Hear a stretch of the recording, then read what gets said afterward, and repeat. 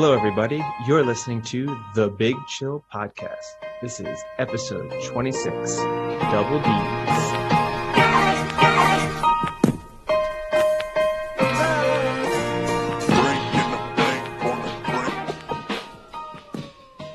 Welcome back, Big Chillers. Hope you got your pens and pencils ready as we're three amazing pundits ready to give you our tips of the week and our NFL bets of the week, because we are high flying, which I'm actually sure we're probably not. And we're going to find out pretty soon how poorly we did last week. Not a good week, but wasn't our fault that the Patriots sucked. So we'll just blame it all on the Patriots. Let's start by saying hi to the boys. I'm just going to start by saying the Patriots were one of many problems for us in last week's bets. We did not have a good outing. Yeah, the Patriots definitely kind of explained a decent amount of it, but the three of us got 4 games wrong. Like all 3 of us getting it completely wrong. So I think that's the first time that's happened. We all got the Packers wrong. We all got the Patriots wrong. We all got the Browns wrong, and we all got the Vikings wrong. Now, do you think that's us swaying each other's opinions? No, because we disagreed on quite a lot, actually. Yeah. I also got the Bills wrong. Yeah, and our overall standings, I mean, we can cut to that straight away if you want. Quite remarkable, I have to say. Sam may have noticed this already, but... What do we got? So last week I went 9-5 with my straight up picks. Frank, you went 7-7, and Oof. Yeah, and Sam went 6-8. And then but I did hedge a few of those where I took the one team to win money line, but then took like the 2 points the other team. Did it help? Well, congratulations, because you tried to thread the needle and you went 500 with your straight up and under 500 against the spread. So it did not help. You probably got both of them wrong. We can take a look at that in a second. But and then against the spread, we all went 5-9. So that's the first week where no one actually has won. Wow. Spread.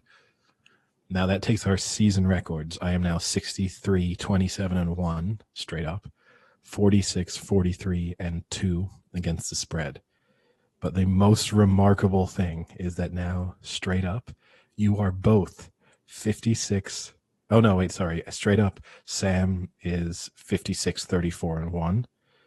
You are 54-36-1. And against the spread, you are both 42-47-2. Wow. So we're my collapse has been spectacular. Yeah. Yeah, Sam, you have well and truly fallen off a cliff. I mean, the only thing I'll say about the fact that our against the spreads don't look so great is that we are picking every game. I mean, if you go to any other site where they give you their tips against the spread, they're usually giving you their 4 or 5 best ones. They're not giving you all 15 games. Don't throw me under the Frank and Sam bus here. I'm still But imagine 500. how much better yours would be. You know what I'm saying? Like, you're only at around 500, but if we were only giving our 4 or 5 best, I think we would be a little higher than we are. But when we're being forced to pick shitty games that I would completely stay away from. Sorry, I didn't realize you were being held hostage during the podcast here, Frank. Yeah, we are. Look, because I suggested we only do 4 or 5, and you screamed at me and said, no, we're doing every game every week. So technically, I was actually forced. Well, here's the thing is, though, you say this, but there is every chance that some of these ones that you are most confident about are ones you're getting wrong. You're assuming that when you have... No, the ones that I get right are the ones I'm confident in, 100%. Every one I get wrong is one I wouldn't bet. So you would have never considered taking the Patriots minus 9.5. You would have never taken... You thought the Packers would win, but there was no way you were taking them -1. I will say... Next year, once we start getting, tons of our sponsorships and thousands of fans, we should take our money and put back into the Vegas. The Super Contest. Yeah. We 100% do the Super Contest next year. Yeah. The Big Chill Podcast. That's our name. I think that, yeah. And then the rule for the super contest should be like, if we agree, we do it just normally, we make our picks. And like, if we agree on 5, they go in the super contest. Yeah. Does Sam know what it is? Want to explain to him? Yeah, Super Contest, I'm pretty sure, is a contest that's pretty big, but it'll be good to know some ideas behind it. Yeah, it's pretty super, but it'll be good to know some things behind it. You pay in, everyone pays in their entry fee. I can't remember what it was the couple years. I thought it was 500, wasn't it? I think it was around $500. Is it like they as a team? Like, would we be the Big Chill team, or is it individual? You can be either. So a lot of people are doing it collectively. And then basically you make 5 picks against the spread every week. And then I think the top 20 get paid out in some degree. But obviously if you win it, it's quite a large sum of money, because I think the year we did it, we did it 2 years. Yeah. I think it was around 2,000 people, something like that. So you got 2,000 people paying $500 each. And the 1 year we did pretty decent. I mean, decent is a relative term, but we were in like the top 20%. One year we were top 100. So yeah, that was pretty. We were never really like, it was clear from like week probably 10 onwards that we weren't going to win money, but we kept going, and I think we finished around 80th or something. So that's like the best we did. But obviously if you did get paid out, it would be, the only issue with it is that you have to register in person. Like someone registers on your behalf in person, and you have to submit your picks in person. So we were paying. Okay. We were paying. Oh wait, Eddie, we were really off. The entry fee is $1,500 because we were paying $500 each. Remember? Oh, okay. Yeah, that makes more sense. And so now the top 100 contestants win cash prizes, and the 2019 winner won $1.5 million. What was the caliber of the person you paid to make those picks in person for you? So we had a friend of a friend, and she always did it, which was surprising, because the worry is, right, if you just, and not even if it's intentional, but just like life gets in the way one week. And because also we would tend to give her the picks, not last minute, but she wouldn't have a huge window, right? So if we were telling her our time Thursday evening, she had to submit the picks before like Saturday night. It doesn't give her a huge amount of time to like physically drive to the casino, go inside, hand in the picks, and do all that. But we did pay her. Yeah. Not a lot, but we did pay her.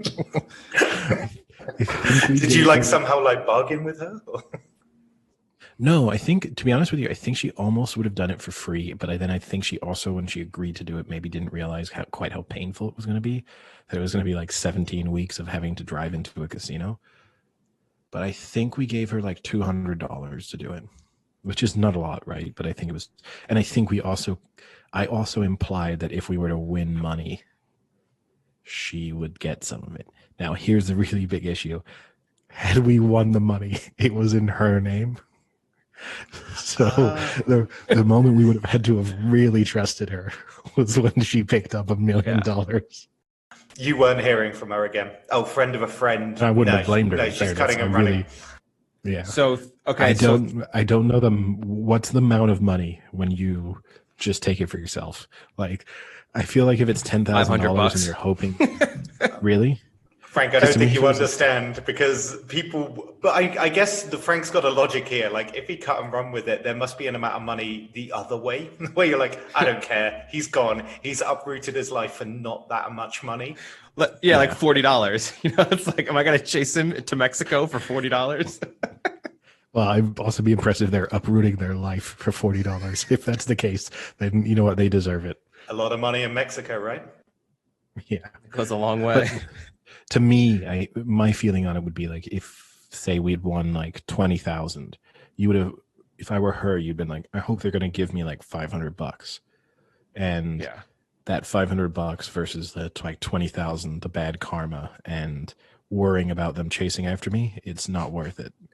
Whereas if it was 100,000 plus, at that point I'd be like, all right, let's go for it. And if they want to take me on, I have the money to pay my legal fees. Like, I can dedicate 10,000 of this to a decent lawyer, and we can see how committed they are to trying to prove that they were illegally running like a proxy gambling competition through me. So it would have been illegal what you were doing. No, you're allowed to have a proxy. You're allowed to have a proxy, but you do need to Like register declare your proxy, proxy, register them, and we didn't register them. So like the casino actually has a policy in place for this because they know that there will be people who join the competition who can't be in Vegas every weekend for 17 weeks. So they do have a policy in place that a proxy can submit your picks for you, but you need to register yourself and then say like, Sam is going to be my proxy. But what we did was we just gave her the money. I mean, to be honest with you, if she wanted to rip us off, she should have ripped us off when we sent her the money in the first place. The initial point of trust would have been the point. Yeah. So it sounds like we're just going to have to do it ourselves. We're going to have to do a Big Chill podcast in Vegas for that weekend. We're going to have to move there for 17 weeks. No, why can't we just pay a proxy after we've registered? No, we're gonna bank on the fact that we're gonna win the million. Imagine the stories. Just loans. Imagine just the get stories. loans. 17 weeks. In Vegas. 17 weeks in Vegas, just a story of us on a podcast racking up credit card and loan debt because it's like this is either irrelevant. way. Just think about it. Either way, there's like a book deal coming out of this. Like even the title, 17 Weeks in Vegas, it's not bad, right? It could be. I'm sure get now like James Franco to be in it. It could be like that 137 hours or whatever that movie he was in. At some point, one of us is going to have to lose a limb just to seal the deal on the book deal. It's 127 hours, Eddie. Don't give him those extra 10 hours. He didn't earn them. Really? Well, we'll make him do the extra 10. So, all right. So I have right now, I'm looking at the leaderboard for the Super Contest through 6 weeks. How many points do you think the leader has? So a tie gets you half a point. So it's out of a potential 30 points, right? Yep. 30 games, okay. It's still five picks. Yep. I would say 27 for the leader. Wow. It's 25. I tell you what, just get me doing the first 2 weeks and we'll be right up there. Yeah. Sam's picks count for like the first 3 weeks and then we just stop listening to them. Yeah. I mean, if I had, it would be an interesting one to think if we look at picks we've all agreed on to see what our record would be. This week would not be good. We'll do that next week. Scrap last week. Going into next week, I'll give us the stats on like when we all agree on a game. What's the percentage? Okay. So let's get right into our picks then. Yeah. So week 7. Friday night football, Thursday night football's back, Friday morning football. And it's another belter. I mean, they've really served up some good early games, haven't they? I should preface this by saying, and Frank won't know this right now, but he'll know this historically. It's one of my favorite weeks of the year, which is when the clocks have moved in the US, but they haven't moved yet in Europe. And all the games start 1 hour earlier. And it's my favorite week. Wait, the clocks moved in the States? Well, Arizona doesn't follow daylight savings time, so. Did you wonder why you were late for all of your meetings? Yeah. In the rest I don't think they've stepped back, have they? I think Sunday morning they will have moved. Oh, Sunday morning. Okay. I was gonna say they haven't done it yet. Yeah. And we're next week, aren't we? Yeah. So like every game starts that 1 hour earlier for both of us. So like kicking off at 6 for me on a Sunday instead of kicking off at 7. So first up, Frank, you want to go first? You got the Giants at the Eagles, and the Eagles 4.5 favorites. Eagles are 4.5 favorites. This is tough. The Giants, like I've said the past few weeks, they're keeping games close. They kept the Rams close. They kept the Cowboys close. They beat the Redskins, albeit the Redskins, oh, Jesus. I even recognize it, and you guys didn't even recognize it. We don't need to anymore. We can just look at you disapprovingly. They beat Washington, and then you blasphemed to even make it even worse. So you offended both our liberal listeners and our conservative listeners in the space of 5 seconds. But Washington did have that 2-point conversion that they could have scored to win the game. So that was also a close one. The issue with the Eagles is Eddie likes to say the Niners are decimated by injuries. But if I had heard the stat correctly, last week, besides Carson Wentz, the only week 1 starter that was still playing was Kelsey, their O-lineman. Everyone else on their offense is a replacement, and they're not getting many of that back. But I thought that going into week 1, they had a lot of injuries.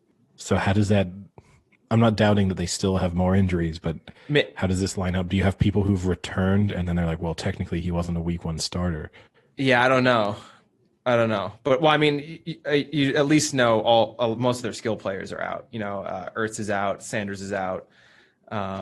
Their top receivers are out, although you have Fogelham or whatever the hell his name is, who's doing really well for them. But they don't look very good. I mean, they were getting smoked by the Ravens and then played one really good quarter to come back. So keeping up with all that, I think the Eagles can win this. And I think they need to win this more than the Giants need to win this. If the Giants still believe they're going to make the playoffs, then they're living in a fantasy land, because they're not. The Eagles might still be able to make the playoffs in the NFC East. So I'm going to pick the Eagles to win, but I'm going to pick the Giants to cover. I think they'll keep it close. Slightly threading a needle. Yeah, I mean, really threading the needle. It's 4.5. I mean, that's a decent amount.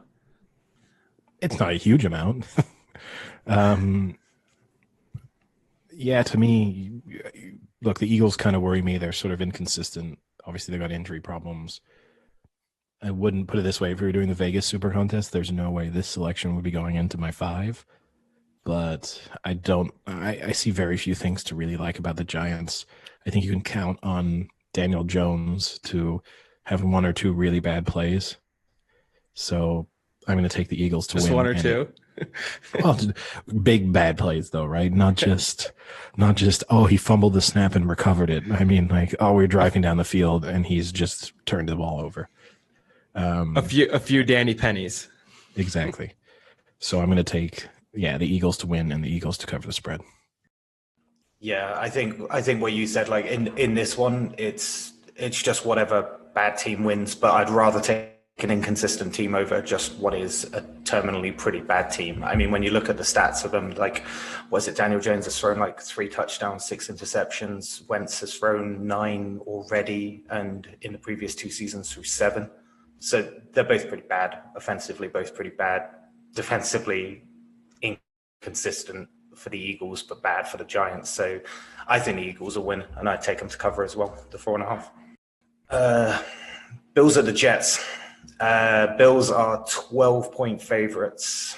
Yeah, I mean, Frank might be planning on this one, but right, my good rule is take the good team after a loss. So definitely take the good team after consecutive losses. So my confidence in the Bills, in some respects, just on that fact, could not be higher.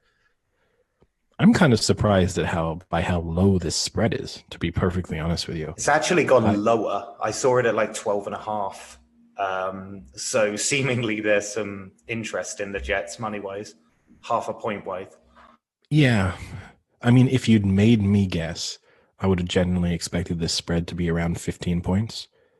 So based on that fact, I have to take the Bills to cover.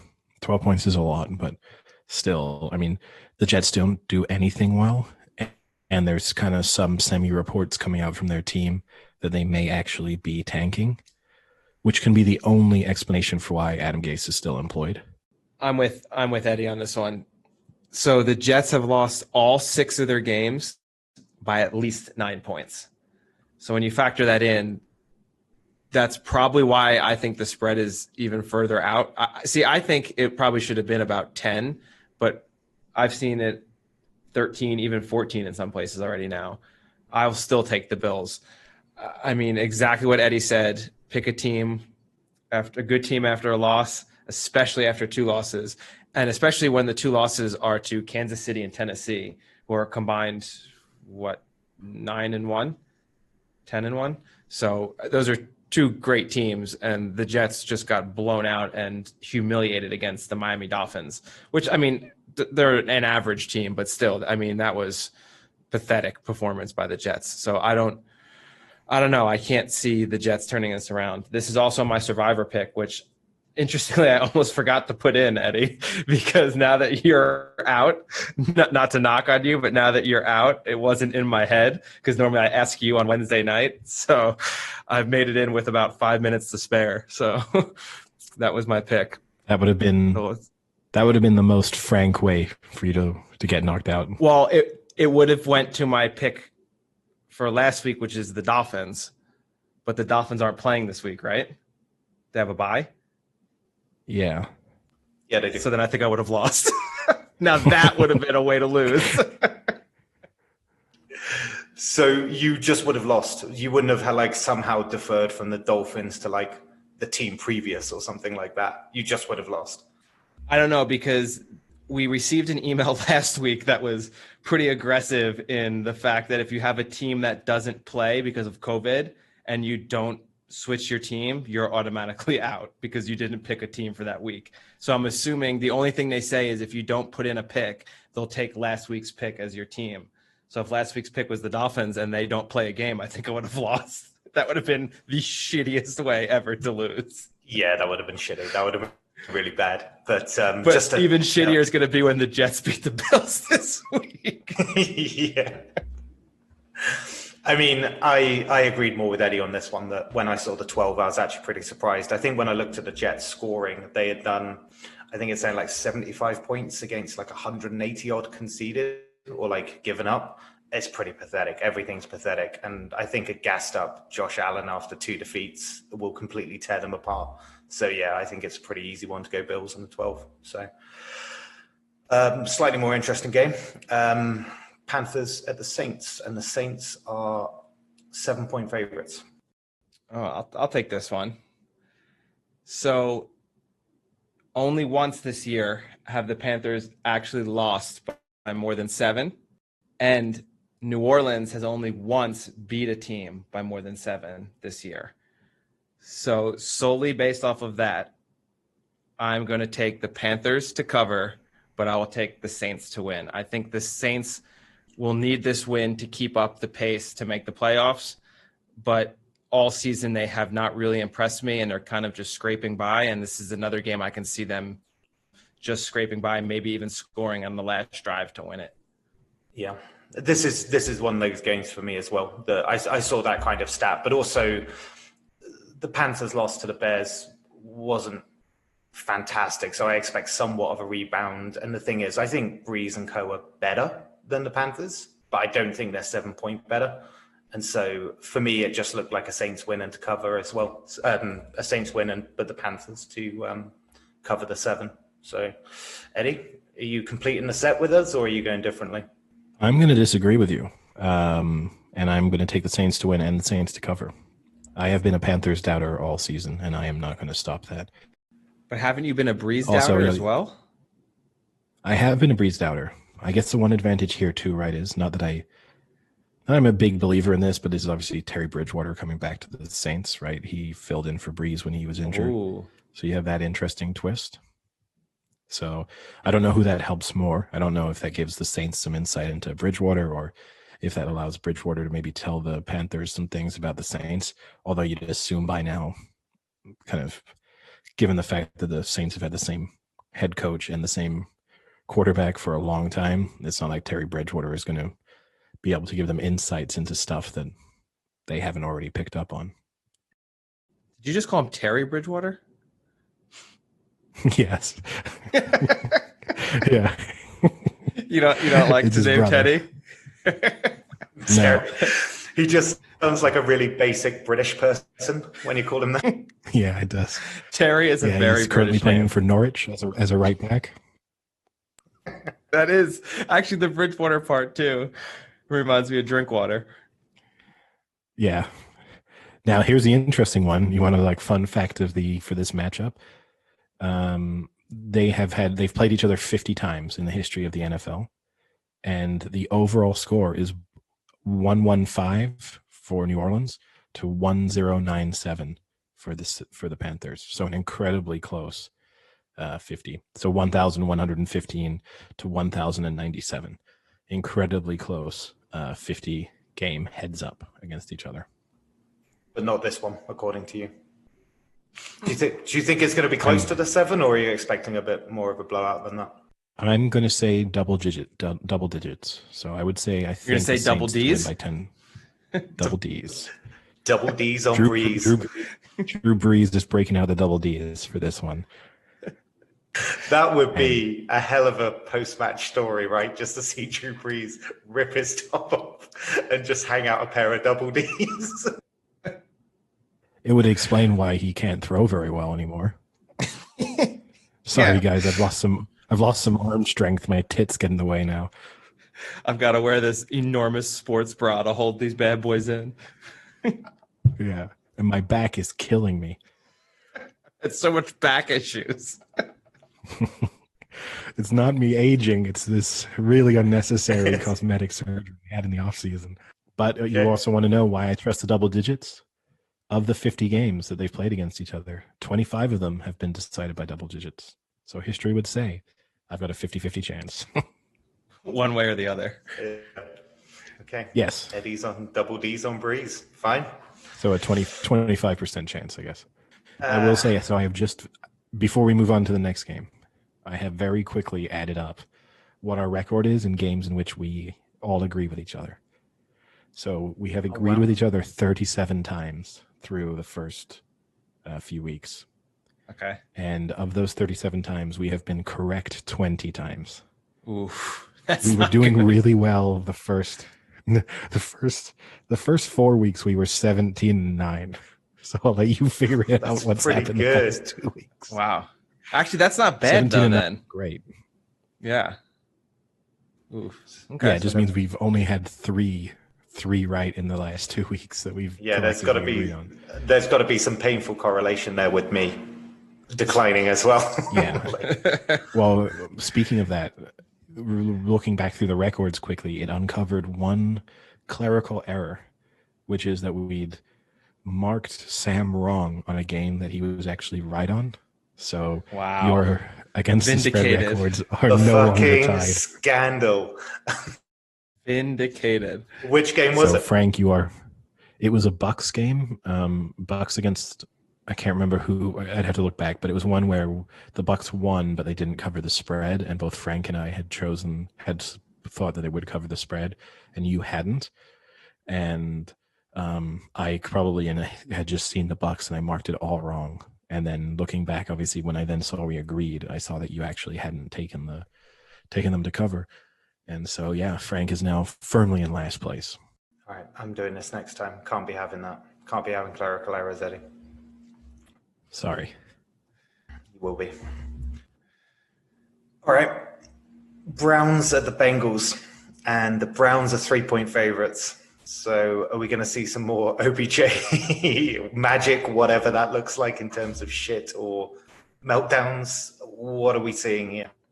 Well, by OBJ magic, do you mean handing out money to college players and then getting a 2-year ban from LSU? Because I loved that.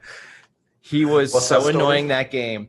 So the story is LSU won a national championship and he went to LSU.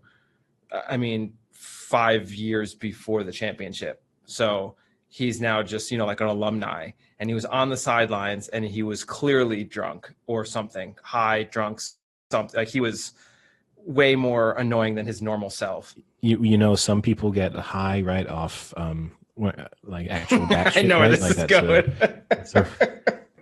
So maybe he just, he'd had some pre-game romances with a particularly fruity lady, and he was just, the fumes had just gone straight to his head. Maybe because it was I was gonna say it was at a college town, but it was actually at a major stadium. I'd say maybe he stopped by like a sorority and got the whole house to lay down on him. He got a sorority dump.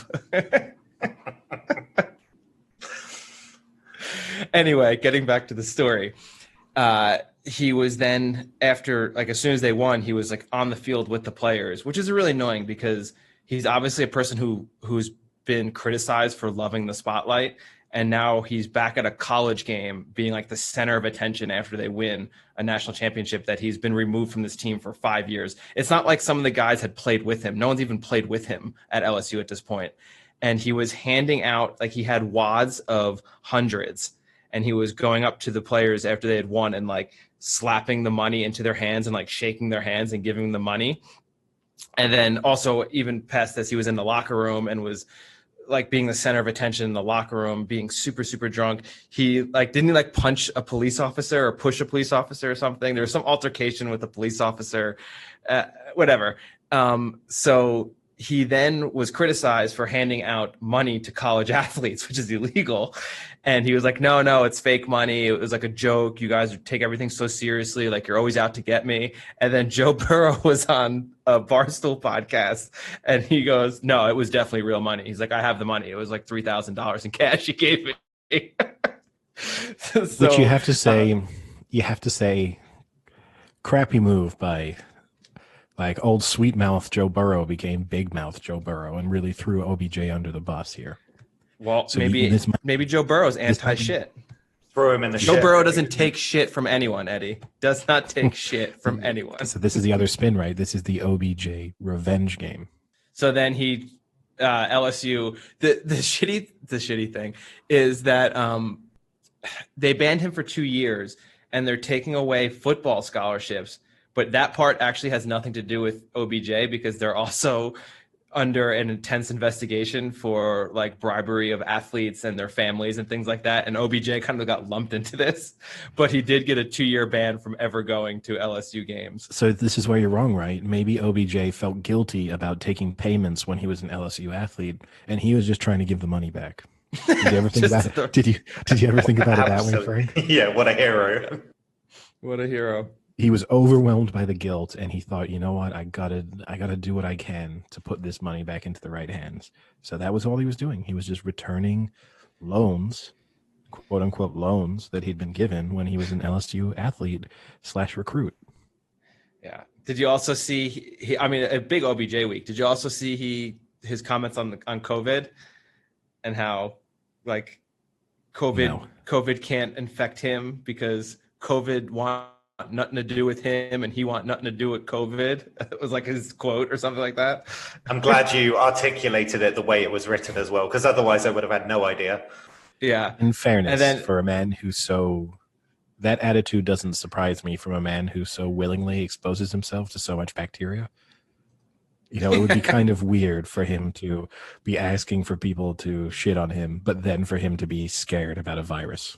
And actually, I was almost dead on with the quote. The quote was, no, not in an arrogant way. I don't think COVID can get to me. I don't think it's going to enter this body. I don't want no parts of it. It don't want no parts of me. I think it's a mutual respect. And you would listen to that and think, oh, he's probably joking. That's like clearly a joke that just didn't catch on. But then when you watch the interview, it didn't really seem sarcastic or joking. It seemed pretty serious. I think what I like in that is the mutual respect. Somehow he has heard from COVID before, and the COVID only has respect for OBJ. Yeah. COVID-18 tried to take him down. He wanted no part of it. So what's the better quote, that one or the Kirk Cousins, if I die, I die? I mean, that's just literal. Yeah, I think the Kirk Cousins quote and take was worse. Yeah, I think so too. I think this is just Odell kind of being kind of stupid. Yeah. I mean, so what we got? We got the battle of the AFC North. What, rookies? The battle for Ohio. The battle for Ohio. I mean, it's got to be disheartening for the Bengals, right? You know, they have all these competitive. That's terrible. You didn't get it right. Even I know that I don't think it's that. It's just saying the 4 letters of Ohio. It's not Ohio. I mean, that could catch on, you know, with the. Well, you know what, Eddie? Okay. I'm not a true blue Ohio State fan like you are. I'm sorry. Oh, I'm really on board. They're coming back this weekend. Huge, exciting. I know. I'm pretty pumped. So I mean, it's got to be disheartening for the Bengals, right? You have all these competitive losses and wins, and then you get blown out by the Ravens, and then you surrender a huge lead against the Colts. I'm not so sure. I've liked the Bengals. They're one of my more. He's betraying the sweet mouth of Joe Burrow. I tell you what the problem was. If the spread was a little bit higher, and I'm talking, so the spread at the moment is 3. So they got the Browns to win by 3. Or, the spread is 3. If it was even 4 or 4.5, I'd probably consider the Bengals covering, because I think they will return to this competitive losing, basically, because I think the Browns will win. It's just that 3 isn't enough for me to say that they'll cover, but I do think it will be close. So, I mean, for me, I just think as much as the Browns look worse against the Steelers over the past 2 games, I just have lost a bit of heart in the Bengals, and I'm going to take the Browns, but I'm not happy about the fact that I don't think they'll cover. I think the Browns will cover, but I'm pretty worried about the fact that I think the Bengals will be really close with this one. That's fair. I agree with you. If the spread was higher, I would be tempted to take the Bengals with the points because they have shown themselves to be capable and competent. But this almost falls into a must-win category for the Browns if they are going to, given the strength of their division, if they are going to be competitive for the playoffs. And I'm not seeing that much I really like that about the Bengals this season. So it's worth noting the Browns are scoring an average of 31.2 points per game, and the Bengals so far are scoring an average of 20.4 points per game. Now, obviously, early enough in the season that can be skewed by one bad performance, but that still makes me confident enough to think that the Browns will win and cover this spread.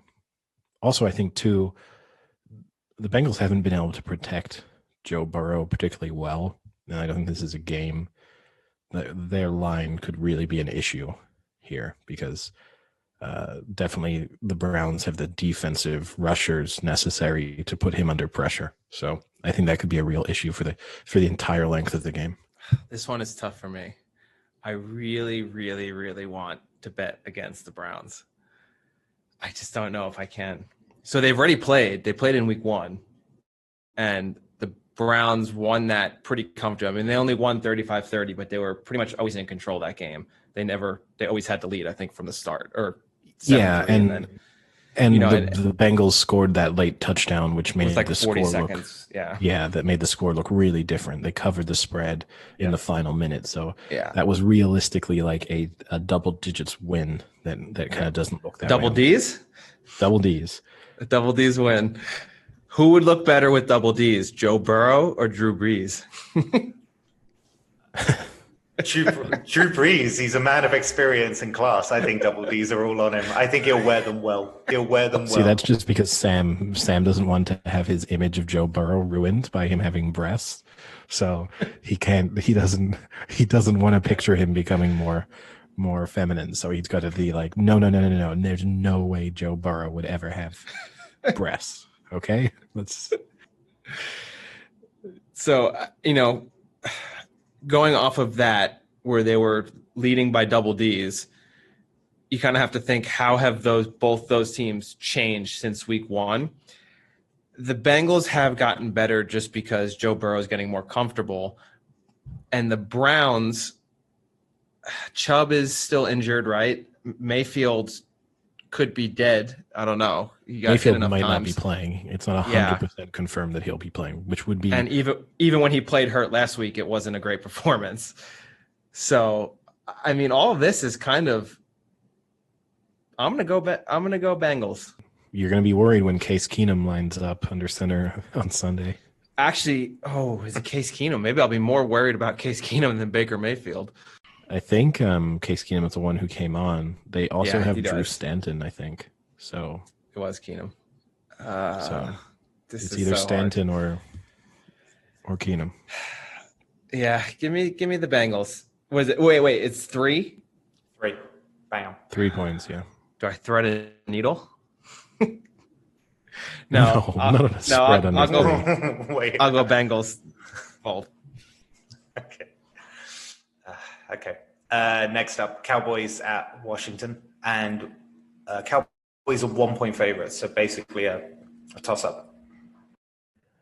Yeah, this is a tough one, right? I was so confident in the Cowboys going into Monday night, and then what I failed to realize is that when Dak Prescott broke his ankle, Ezekiel Elliott also broke all of his fingers. So, like, if I'd known that bit of information, my confidence in the Cowboys would have dissipated. So, I'm going to take the Cowboys again. I'm going to assume that they cannot have everything go wrong in quite the same fashion that it went wrong on Monday night.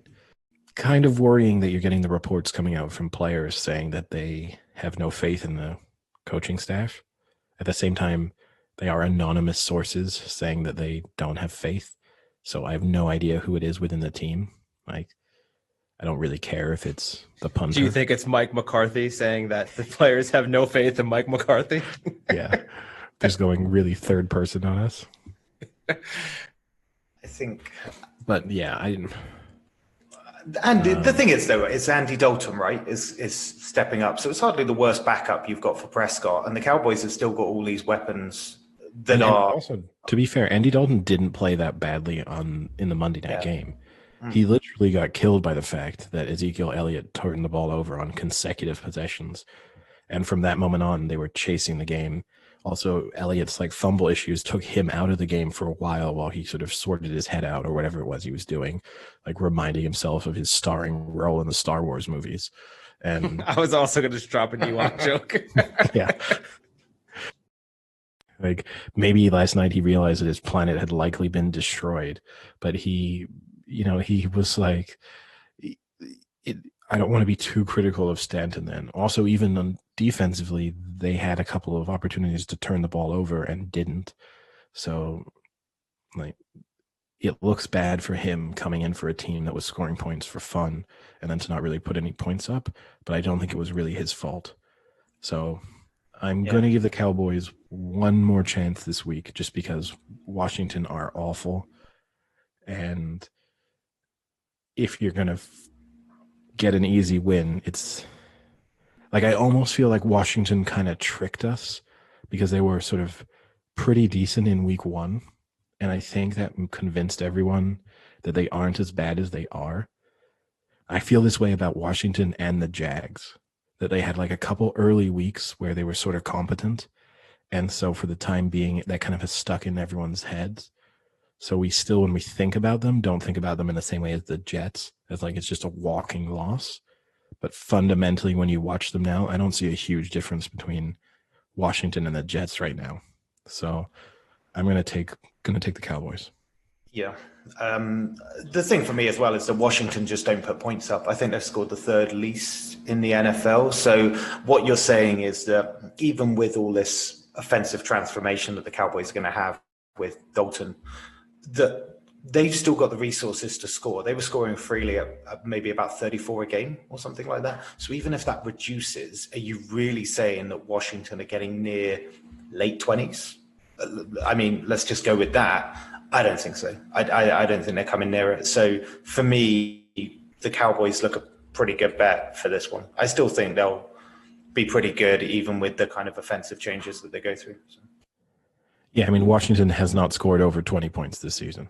20 points is their maximum so far through their 5 games. Yeah, so if you're saying that the Cowboys are coming even down from their sky-high 34s, I mean, even if they go down by 10, it doesn't matter against the Reds.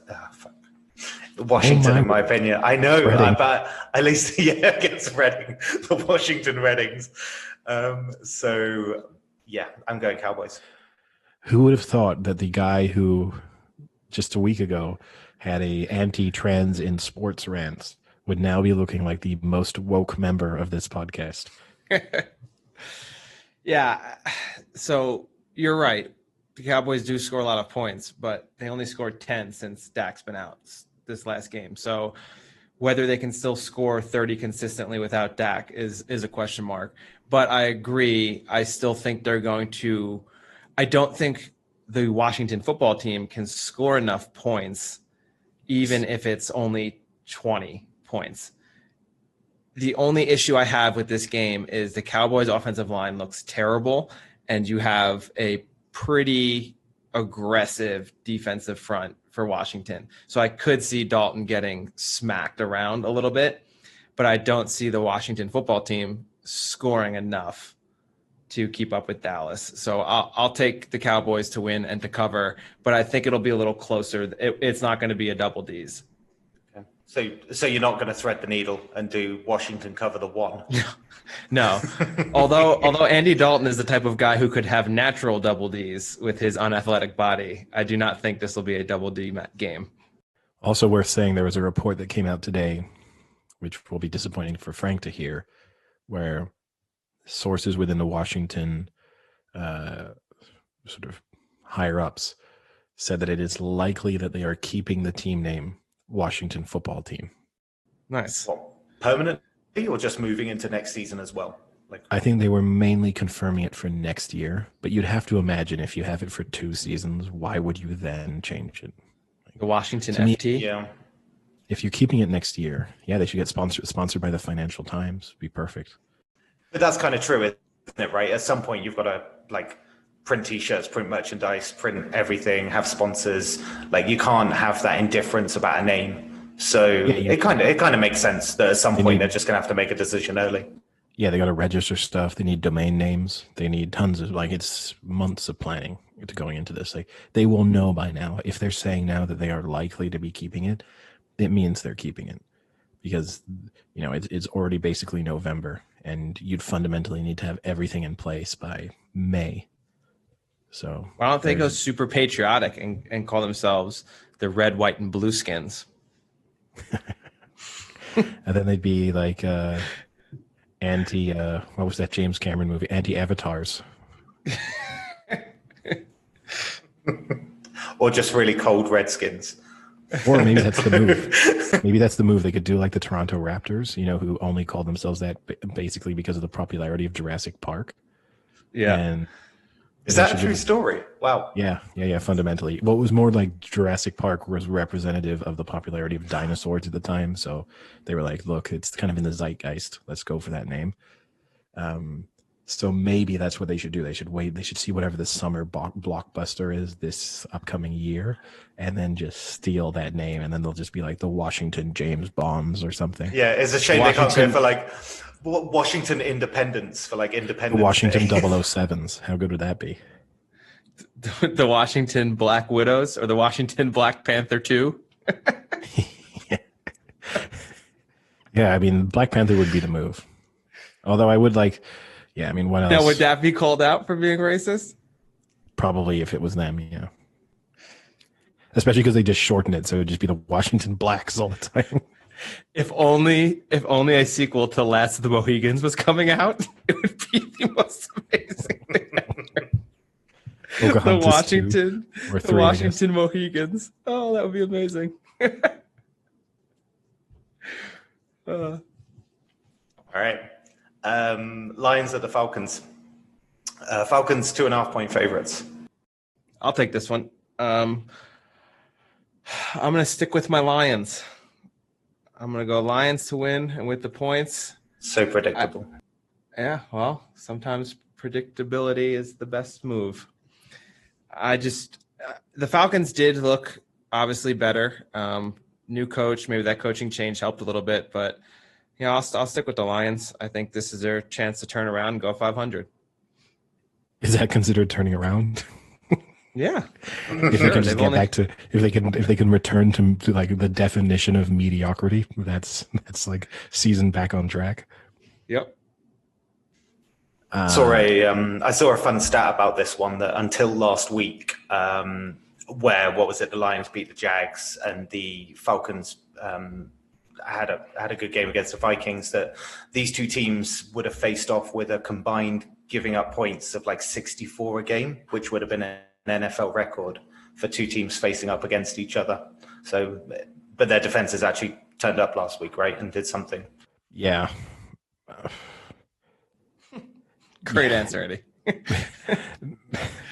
No, I mean, this is such a hard game to predict because they're just two like quite bad teams.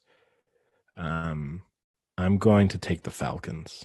I think Matt Ryan officially replaced, you know, his win against the Vikings last week meant that he officially took IV status in my body. So this week it's the Matty Ice IV I'm gonna have to hook myself up to. Too bad you still had the Cousins IV hooked up, and now you have terminal cancer in your entire body from that performance. Well, no, I had both hooked up, right? Because I'd had the Matty Ice IV before, so now I just look like a stroke victim. The right-hand side of my body has died. So my assumption is that they're covering the 2.5, or do you want to thread that needle?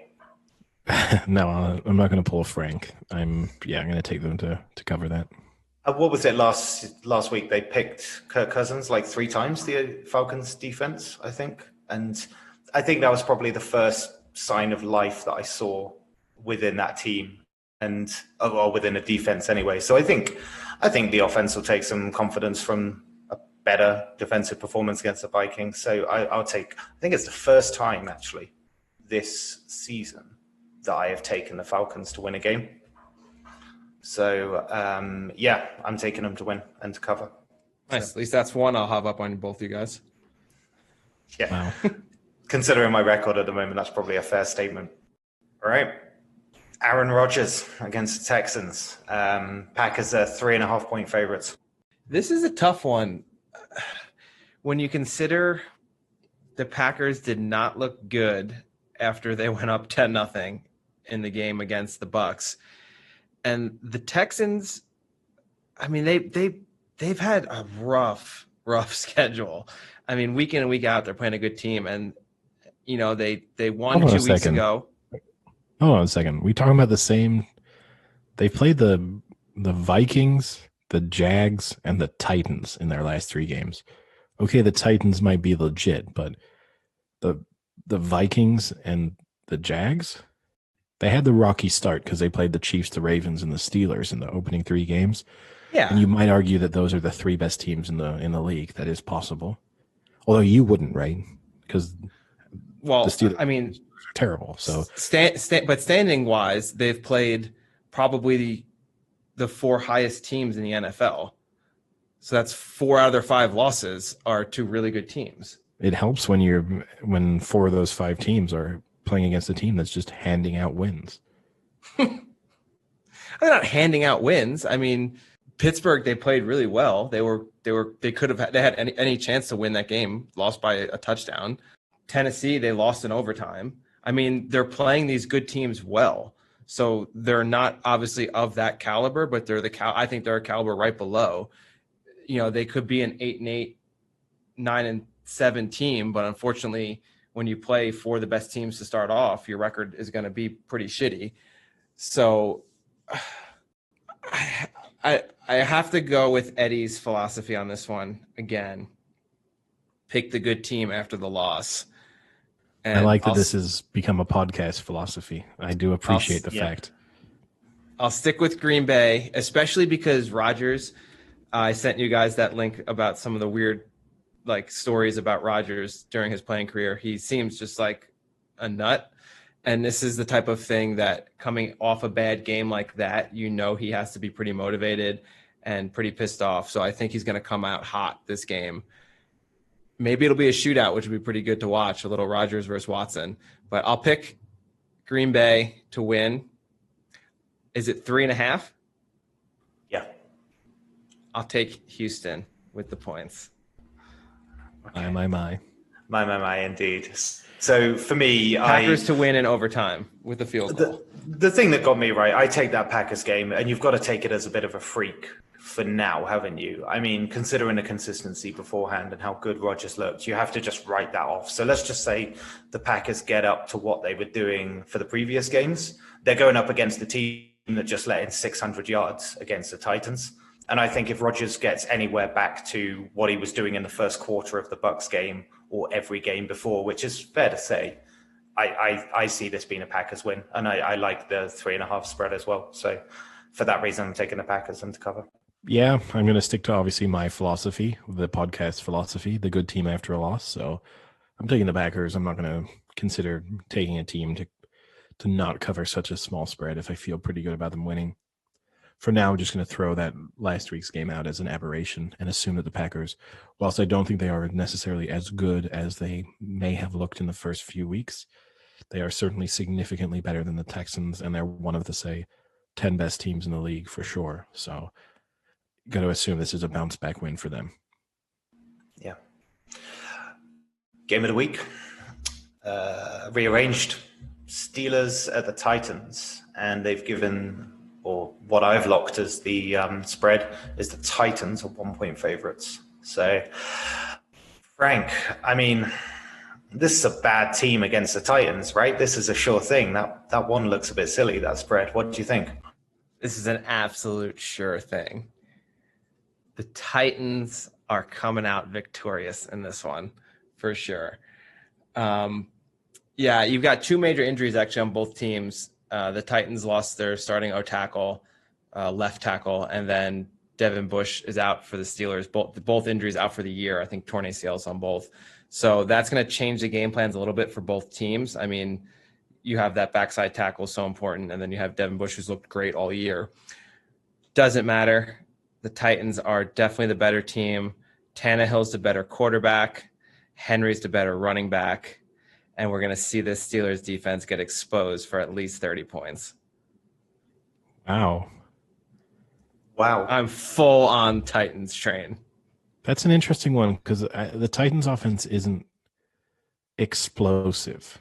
So that's a bold prediction. Both of these teams kind of tend to have relatively high time of possession. So it would surprise me to see this one be massively high scoring or for either one of them to actually blow the other one out, just because the way they both approach the game seems to kind of go against that concept. So what would you put the over under at? Around, I'd say low 50s, 51, 52. I'd probably say 48, around there. 49. It's 50.5. But here's an interesting question for you. You may have already seen these odds though, Frank. But who has better MVP odds, seeing as we talked about Tannehill's MVP credentials? Big Ben or Ryan Tannehill? Has to be Big Ben or Skinny Ben, surely. I mean, there's just more of a high profile around it. Tannehill. No, Sam's right. Big Ben is currently 22-1, and Ryan Tannehill is 33-1. What's Derrick Henry? 40-1. Your point, Eddie, about the kind of lots of possession. I mean, the Steelers still rank in the NFL 10th for games over 30, scoring over 30 points in a game.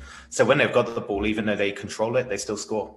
So it's. Oh no, I don't think I'm not meaning that as like a knock on either of their offenses. They're both obviously capable of scoring, but they're not. It's not like the Chiefs where you're going to necessarily see them have like 3 plays moving down the field quickly, like no huddle offenses where they're just in through, you look at the scoreboard and they've scored like 24 points in a quarter.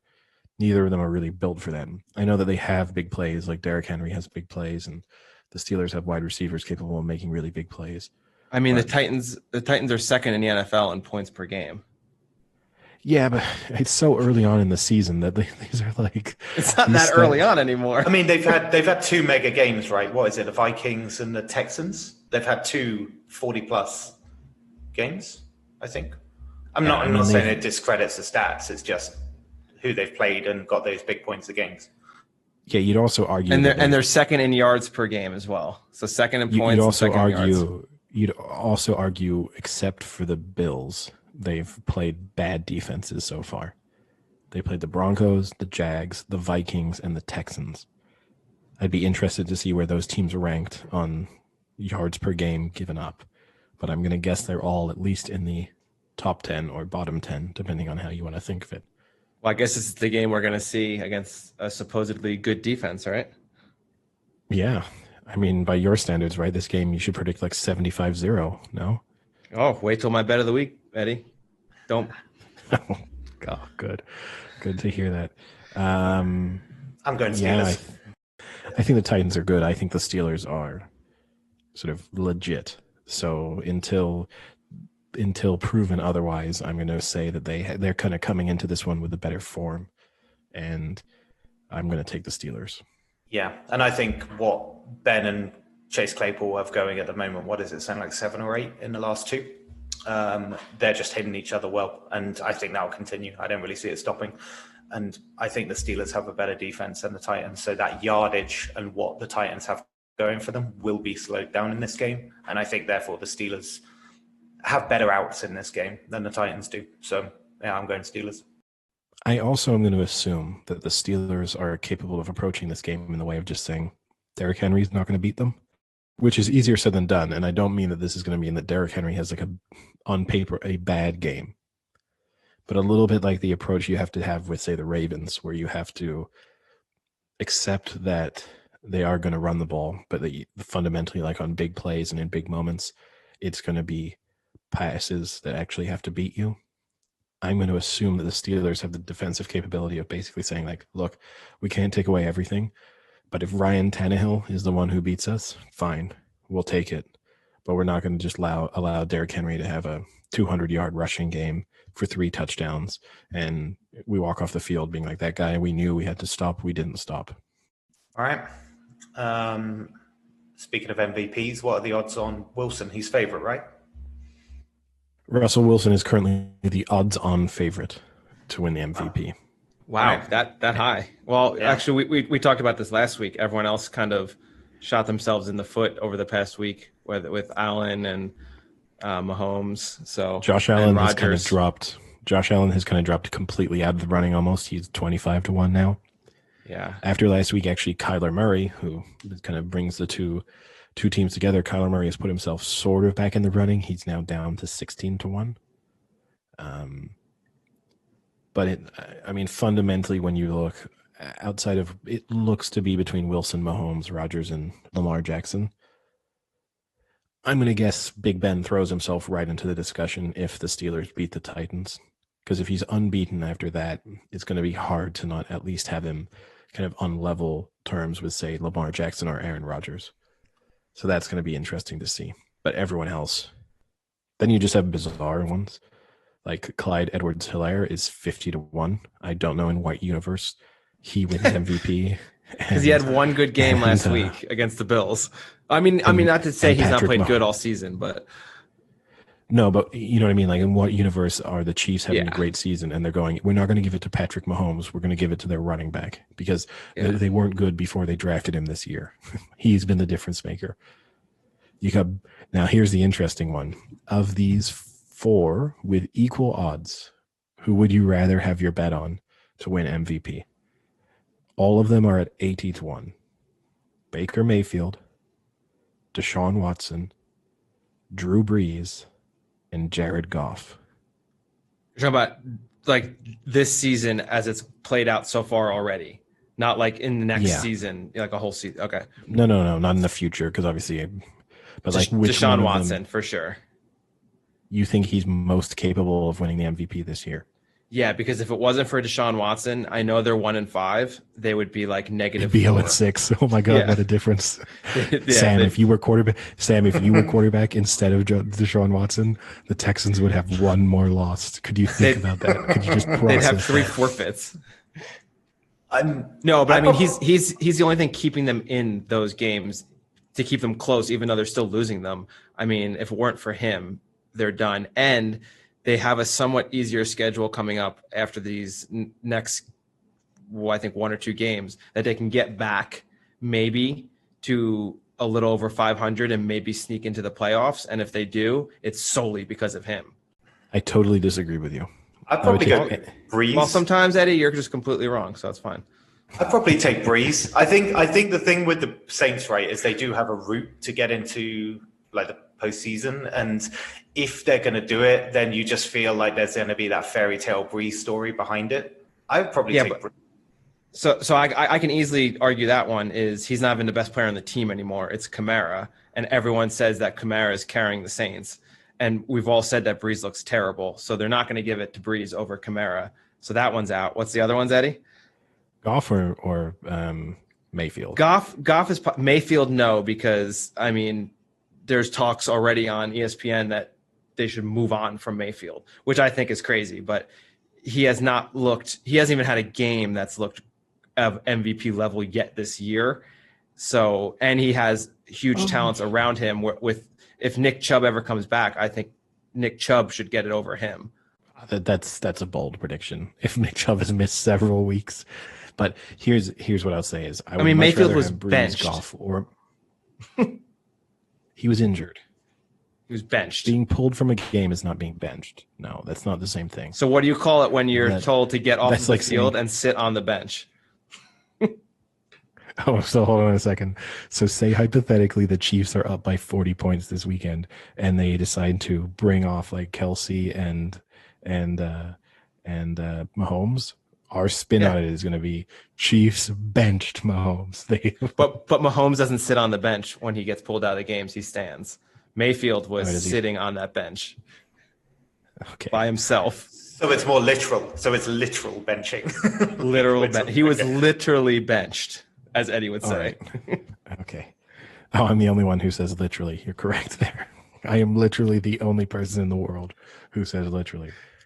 The reason why I would throw Watson out is because to me, the only way you could see, now I don't think any of these four has a realistic chance, but the only way I could spin it is if their team has to make the playoffs, and the Texans are not going to make the playoffs. All three of those other teams have legitimate playoff chances. I might even argue that I think all three of those other teams are going to make the playoffs. So if you have a quarterback lead you to the playoffs and potentially say run the table or close to run the table from now on and statistically perform really well, I could see their odds significantly shrinking. As I said, I think each one of them has had bad enough performances so far to kind of throw them out. Like they would have to be so incredible for the remainder of the season to really put themselves in, or have Wilson, Mahomes, Rodgers, Lamar Jackson fall off a cliff. But based on the fact that I think that all three of those teams will be in the playoffs, I'd rather take any of them over Watson, and I'd probably take Goff, because my argument would be like I could tell myself that the Rams turn into this incredibly explosive offense and that Goff is throwing like for 400 plus yards a week almost every week. Like I don't think that's going to happen, but I could convince myself at least that like there's a better than 80-1 chance of that happening. Yeah, Goff would be the other one I could see because, again, he doesn't have much around him. And we've said this last week. The Rams are going to win and lose by Jared Goff. So if they start winning, his stats are obviously going to be pretty substantial. So I think in that case, Goff would be the winner. But for me, I still think the Texans have a backdoor shot to make the last wild card, and Watson. What planet are you living on? I'm really not getting. Wait and see. I mean, so hold on a second. So say hypothetically we were like dismissing teams from the playoff hunt right now. Who are the teams you're throwing out? The Jets? Who else? Maybe the Giants. Oh wait, so you think the Texans have a better playoff chance than the Giants? Yeah. That is insane. That is the prediction. Are you putting all your money on that one? No. Like I would almost argue that there is a world in which the Giants win tonight and the Cowboys lose on Sunday, and the Giants are favorites to win that division. In no way will the Giants ever be favored to win that division. But there's a route to it, right? You can see conceivably two games that you're looking at what the Cowboys as 1-point favorites and the Giants, I can't even remember, but 5.5 point underdogs. There's a conceivable route to that happening very soon. If the Texans go 4-0 in the next 4 games, fine.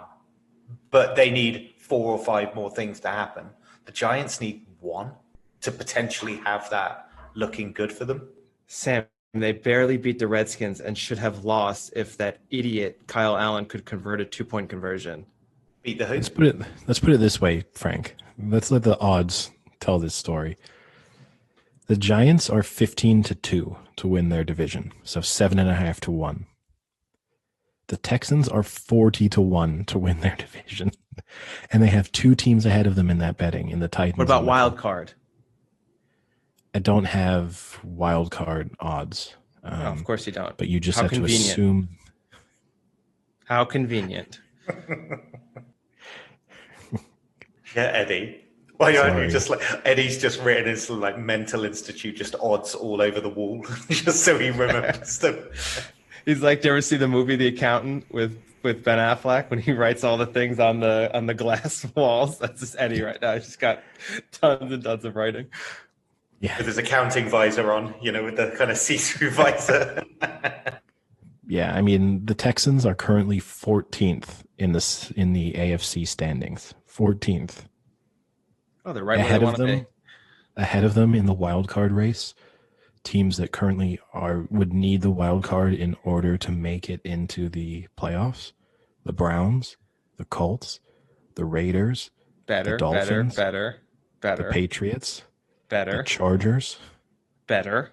Are you kidding me? Okay, so far they're the best team out of all those teams you've named. Keep going. This is ridiculous. Just keep going. Humor him. Or we could just talk about the Seahawks Cardinals game. Yeah, that's all the teams above them. Frank's clearly lost it. And they're the best team there. Yeah. Admittedly, the Giants are currently bottom of the NFC standings. Tied. And go ahead, you can read any of those teams, and I'll tell you they're not better than them. Well, here's the thing: is they're bottom, but the reason why they have more hope is because 11th out of 16, the Cowboys at 6-2, 12 out of 16, the Eagles at 6-1, and 13th out of 6-1. Sorry, 2-6, 1-6. Sorry, and 13th out of 16, the Washington football team with 1 win. So they are 1 win off leading their division, right? I mean, the Eagles have that tie that might end up being crucial at the end of the season. But This Seahawks Cardinals game, right?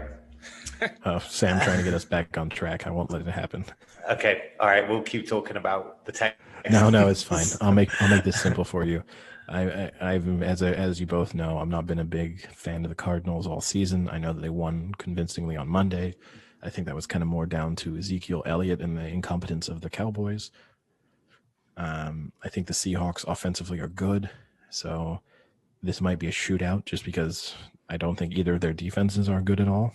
So, but if it's going to be a shootout and it's going to be high scoring, I definitely want to trust this Seahawks team, which just has weapons all around it. And then also this week, right, rumored to be interested in adding another weapon with Antonio Brown.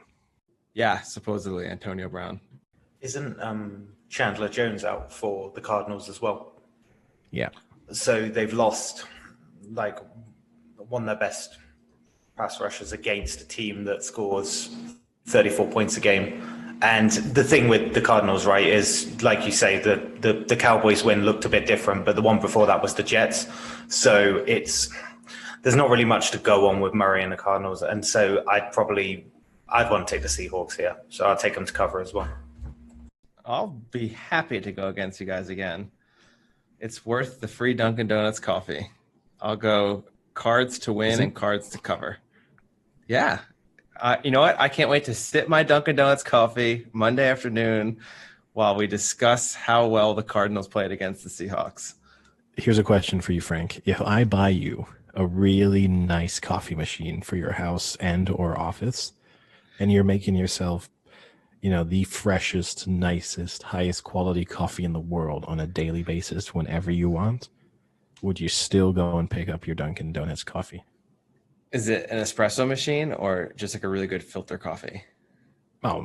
Is there such thing as a really good filtered coffee machine? It's hardly the freshest if it's filtered. Yeah, I'm talking about like a full barista style espresso machine. Do I also get a barista on call with it? No. Yeah. Oof. Usually the freshest coffee is the one that's been ground and freeze dried. Yeah, exactly. You're going to have to make it yourself. But you know what they say, when you do something for yourself, it tastes better. Is that what they say? No, I actually don't think it is. When you do it for yourself, you just feel poor, I think is the quote. Why do it yourself when you have someone else do it for you with money? I mean, that's the quote, right? That's the quote. Really catchy quote. I would take this espresso machine and never get Dunkin' Donuts again. Okay, good to know. I mean, I really get Because Dunkin' otherwise, anyway. otherwise, when I make my millions, I was just going to buy you like a lifetime pass to Dunkin' Donuts, like a Dunkin' Donuts black card. I'll get you after he had bought the coffee machine with his own money. Yeah, exactly. But can I get sandwiches with that card as well? No, I'll specify. I'll be like, never let this guy have anything other than coffee. I don't care if he wants another drink. It doesn't matter. He pays for that. Even though this card is getting him unlimited everything, no. You can have the food, but it's ground down like the coffee is. You throw this in, right? Because one of the few companies that I know really does this kind of thing is Chipotle, who give that like Chipotle VIP card to celebrities. So this is just going to be my opportunity in case anyone from Chipotle is listening. I personally love Chipotle and would love to be able to get the Chipotle burrito on a daily basis for free. I would take advantage of it, and I tweet about it all the time. And even the horrific side effects of the E. coli I might get, or just the disgusting things it would do to my bowels, would be worth it for the delicious burrito I'd have on a daily basis. I did think of what your bathroom would look like after daily consumption of a burrito. Well, the upside would be, right, is that I'd have a second career. I'd quit this podcast to just do like fecal Jackson Pollocks. How much would OBJ pay for that? Oh, he'd be my biggest burrito shit. Oh. You guys, I would be retiring. I'd be like quitting my job, quitting this podcast, and I'd be like, no, guys, I'm selling these paintings for like $250,000 a pop. And he'd be like, who on earth is buying these? And I'd be like, I just have one really wealthy benefactor. OBJ would be my Medici. No, you're his shitty daddy.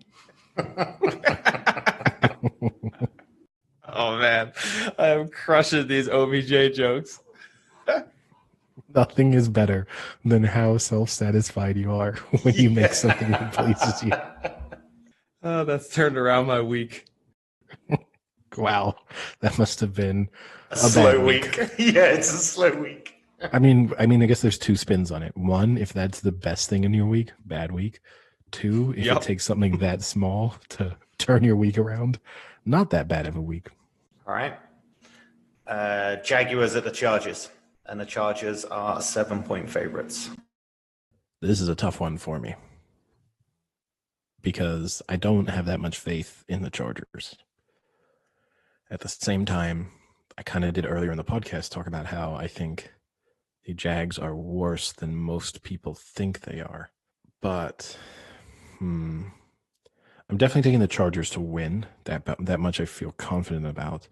But the 7 points feels just about right. And I think also the other thing I need to work out is that so far, with the exception of the Steelers, who were 1 point underdogs, I have taken every favorite to cover the spread.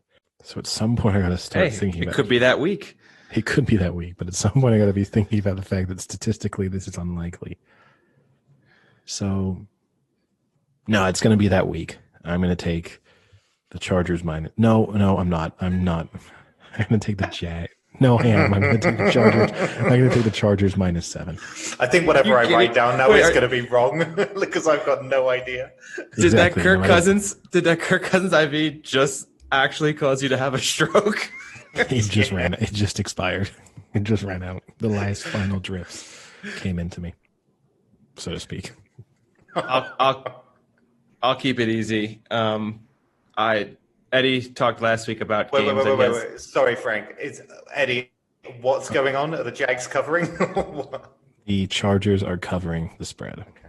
All right. Yeah. Eddie talked about last week games that he'll definitely not put on his television to watch. This is one of those. As much as I am a Herbert fan, I have no desire to watch this game. The only stat I have here is the Jaguars have lost their last 4 games by at least 8 points. So I'll stick with that trend, and I'll take the Chargers to win and the Chargers to cover. I think I saw a good stat that was since the start of the 2019 season, the Chargers have lost 13. So 13 of the games they've lost, I think they've lost about 15 or 16 in total. All 13 of them have been by 1 score or less. And so For me, I think the Chargers are in a bit of a rut at the moment, right? I just think that they are a little bit better.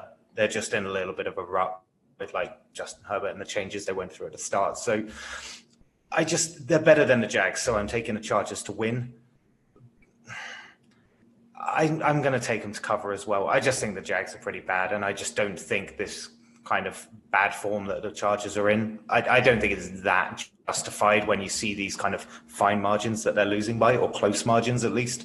So I'm going to go for the Chargers to cover as well. Okay, so next game up is the Chiefs at the Broncos, and the Chiefs are 9.5-point favorites. Yeah, I'll make this one pretty easy as well. I'm a big believer in the Chiefs. It's a big spread, but we've kind of talked before about how the Chiefs seem to be in cruise control. And I'm starting to think now, after that Bills win, they made the Bills look pretty bad. And I think they're going to start kicking it up a notch now that we're getting about halfway into the season. So I'll take the Chiefs to win and the Chiefs to cover. Yeah, I'm going to stick with the Chiefs cruise control theory. So I'm going to take the Chiefs to win, but I'm going to take the points in this one. I wouldn't mind having like one more point to get over the 10. That would be the ideal. But Give you one more. You want it? No, I'm not. I'm not you. I don't. What does that mean? What do I go around the streets begging for points and spreads? You go around begging for some. Please, sir, can I have some more? Frank, you do go around the streets begging for things, but they are not points. Yeah. I mean, it's pointy. Maybe that's what you call it, but anyway, no, I'll just take the full non-Frank adjusted 9.5 points for the Broncos. So you're taking the Broncos on the points, okay? Yes, but to be clear, the Chiefs to win. Okay.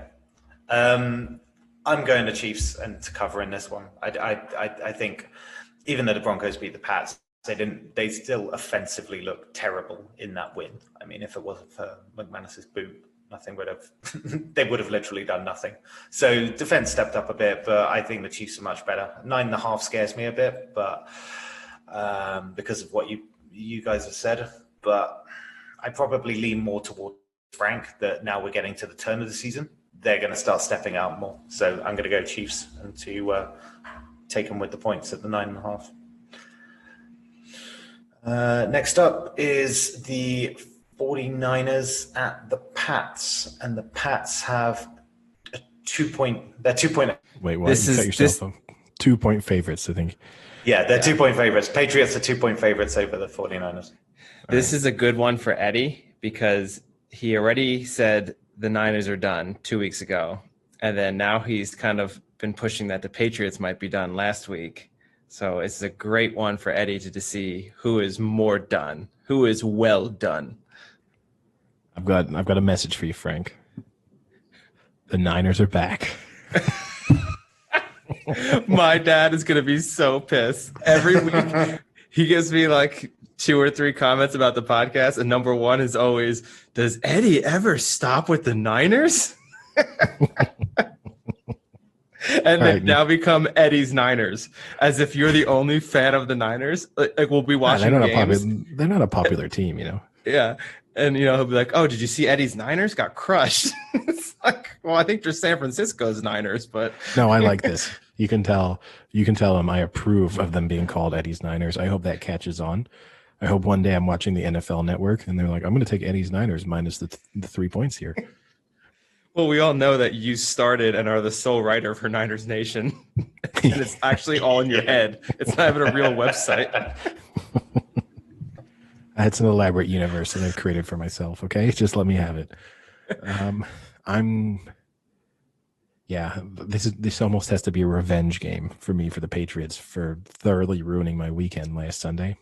So I'm taking the Niners. I actually think fundamentally, I thought the Patriots were so unimpressive in that game, and they deserve to lose to the Broncos. And to me, based on that form, and then when I even think about the fact that they, like against the Seahawks should have beaten them more easily, and they kind of hung in the game and got some sort of late touchdowns. Now, they obviously could have ended up winning that one, but still, I'm going to feel fairly confident about the Niners. You've got a fear for the Pats a bit here, haven't you? Like ever since Newton's the COVID situation with Newton, the Pats just haven't looked the same. And I saw that it was obviously Garoppolo going back to New England since was it first time since 2017 when he was there. So, well, this is the interesting one actually. This is like the last time the Niners, just to make your dad happy, the last time the Niners were in New England was actually like the peak of the Kaepernick era. If you remember, Frank, there was that like December game back in 2012 when it was all the rain, and I think the Niners won like 41-34 or 41-37, something like that. Did you just ask me to remember a game from 2012? Yeah, come on, Frank. When you just said they played the Seahawks well, I had to really, really dig hard to think that they even had played the Seahawks this year. Oh dear. All right. Well, that is the last time the Niners were in New England. So that will be an interesting one. And yeah, it is the Jimmy G return game. But I think when you look statistically at it, it's actually pretty close. Time of possession, they're pretty similar. Points allowed, they're pretty similar. You know, it's 22 points allowed versus 21.7 points allowed. Yards, you know, their own scoring, pretty close. The Niners have a slight edge. Passing offense, the Niners have a slight edge. Rushing offense, interestingly enough, the Patriots have kind of considerable edge. They have the second best rushing offense in the league with 167.2 yards per game. Well, it's because all Newton can do is run. Yeah, it's kind of misleading, right? Because it comes at the expense of their passing game. So it's a little bit different. Total yardage is an edge for the Niners. So yeah, I feel pretty good about this. I had it down as pretty low scoring, but I just fear more for the Pats offense than I do. So for me, I've got the 49ers down as well and to cover. So yeah, low scoring. The over-under is 44.5. So definitely people think it's going to be low scoring. Yeah.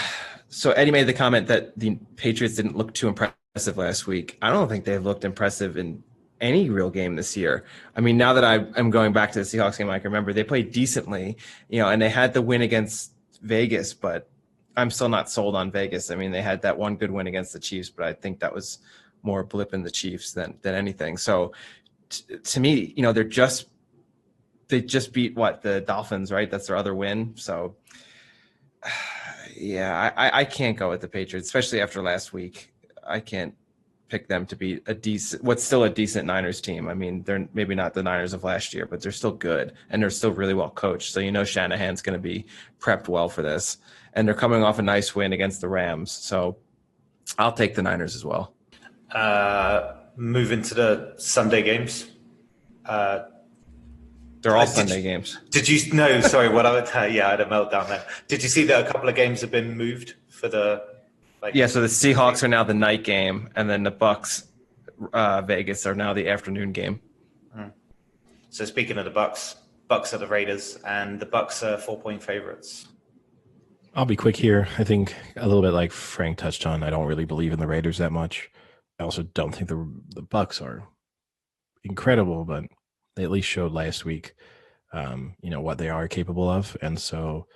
This is gonna fall into one of those categories in a way of kind of for me watching both teams because it will be an interesting test of where they are.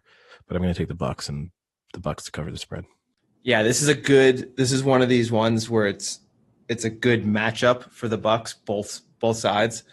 So they have a really good run defense, and the Raiders, you know, like to have their offense started on Josh Jacobs, who's been doing really well this year. So if the Bucks can shut that down, then they can put the ball in Derek Carr's hands and force him. And I think that could be risky for the Raiders. And then on the other side, Vegas sucks against the run, and the Bucks run game has looked pretty good the past few weeks. So I think when you put those two together, I'll take the Bucks to win and to cover. Thing with the Raiders, though, they do turn up. Their two wins this season have been the Chiefs and the Saints. So they do turn up against the big teams. So it was one of the things, like the Bucks look good, but I put it down more to the Packers imploding than I do really the Bucks kind of massively looking incredible. So even though I think the Bucks will win, that kind of I was tempted by the Raiders covering, and it seemed as a close game. But again, it's similar to the Bengals one, is that 4 doesn't feel enough for me. If you were looking at maybe 5 or 6, I probably would have said Bucks win, Raiders cover. But I'm going to go Bucks win, and they cover the 4. But I think it'll be a pretty close game. So I don't think it'll be overly massive to that 4. And the Raiders have 3, so they 3 wins. They also beat the Panthers in week 1. Do you think they move this game? Or week 2, sorry. Do you think they move this game because the Bucks refuse to have another game with the unpatriotic announcers of Drew Buck and Troy Aikman?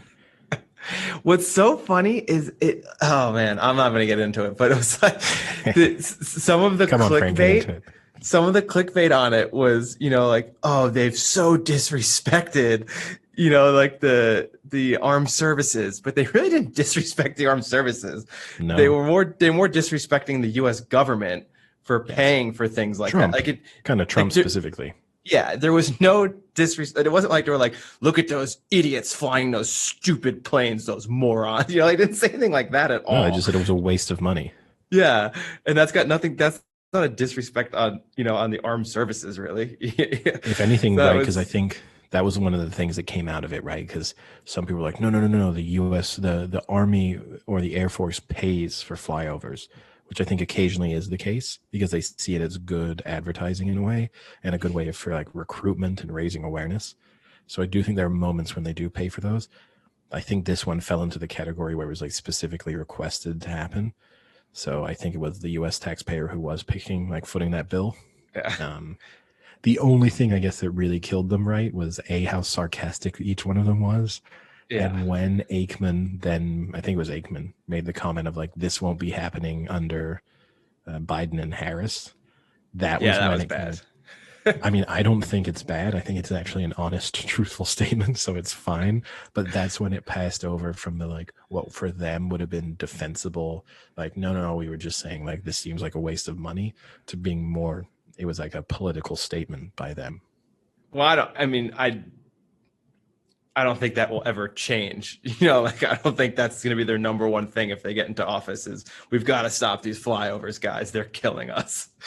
But it is funny that I still don't get what the point of it is. What's the point of a flyover if there's no fans there? I've been in a game when they do the flyover, and it's really cool. Like, I think the last one was when the Giants were in the playoffs. They did it, and it's loud and it has an effect and it's neat and it kind of gets you fired up. So I can understand it in that sense. But when there's no one in the stands, what's the point of it? That would be, and that was their point. Yeah, right. Exactly. That's what they were commenting on over an empty stadium. I'll say 2 things. Fly over an empty stadium makes no sense.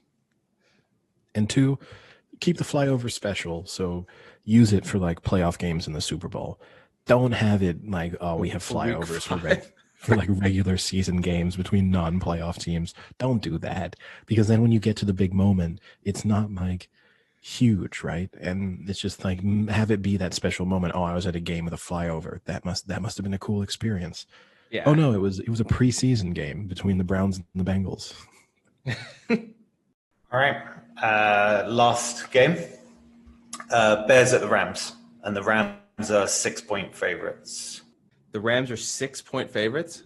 Yeah. I looked at the Rams and the games they've won, they've basically beaten the NFC East.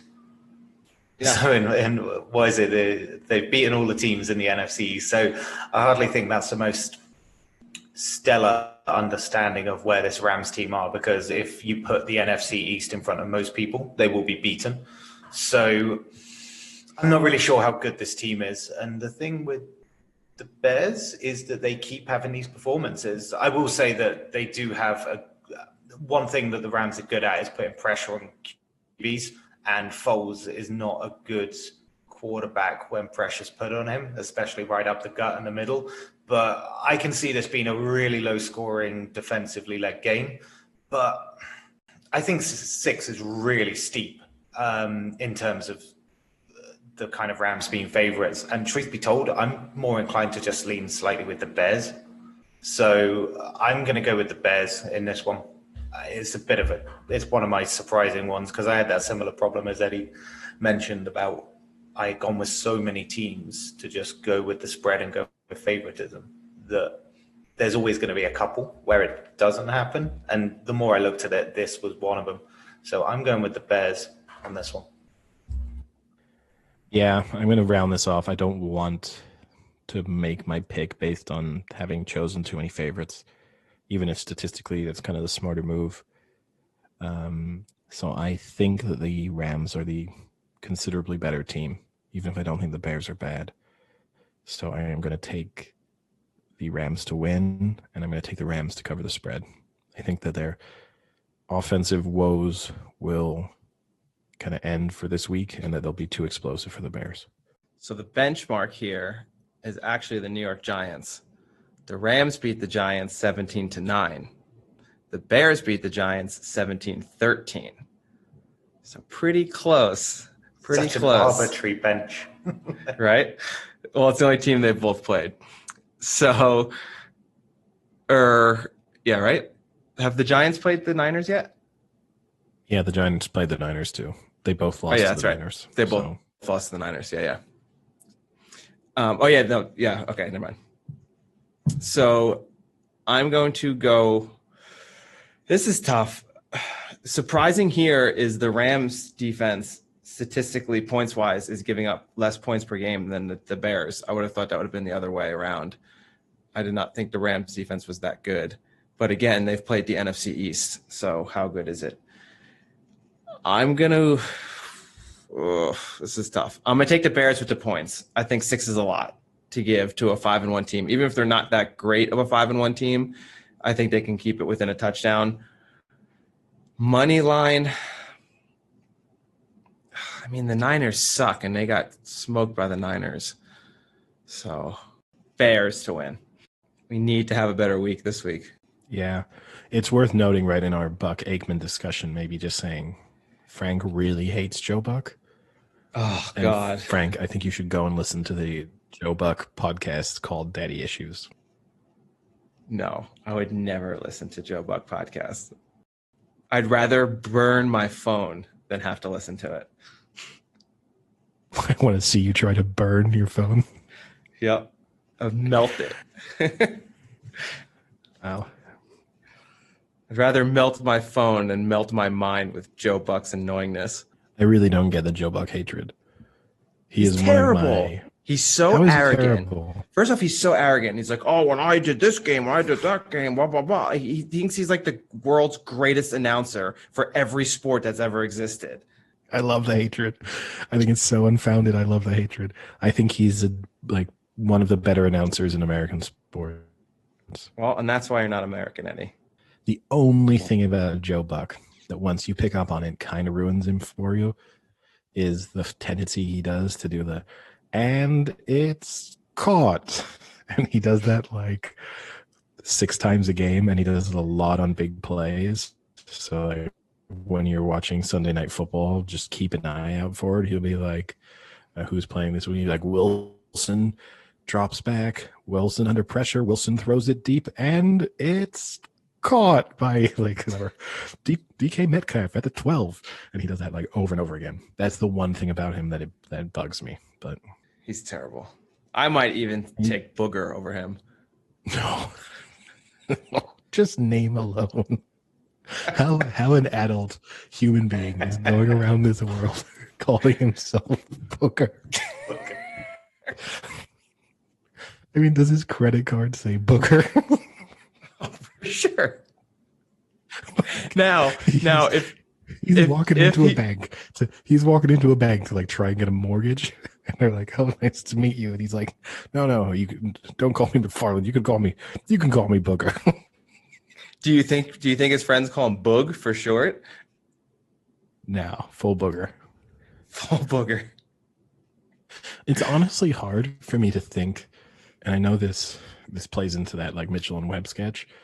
It's hard for me to think of a worse name that like is a real name. Like obviously like Shitbrain would be a worse name, but that's not going to happen, right? Well, according to Sam, Frank would be a worse name. Sam went your name's just full bland. blown on my name last week. Look at that, Sam. You see, he hasn't recovered yet. He's still No, the he's still wound is bitter. not He's still healed. bitter Oh, and angry. that was my dad's other comment. He said, "Wait till I see Sam in person. I'll show him a Frank."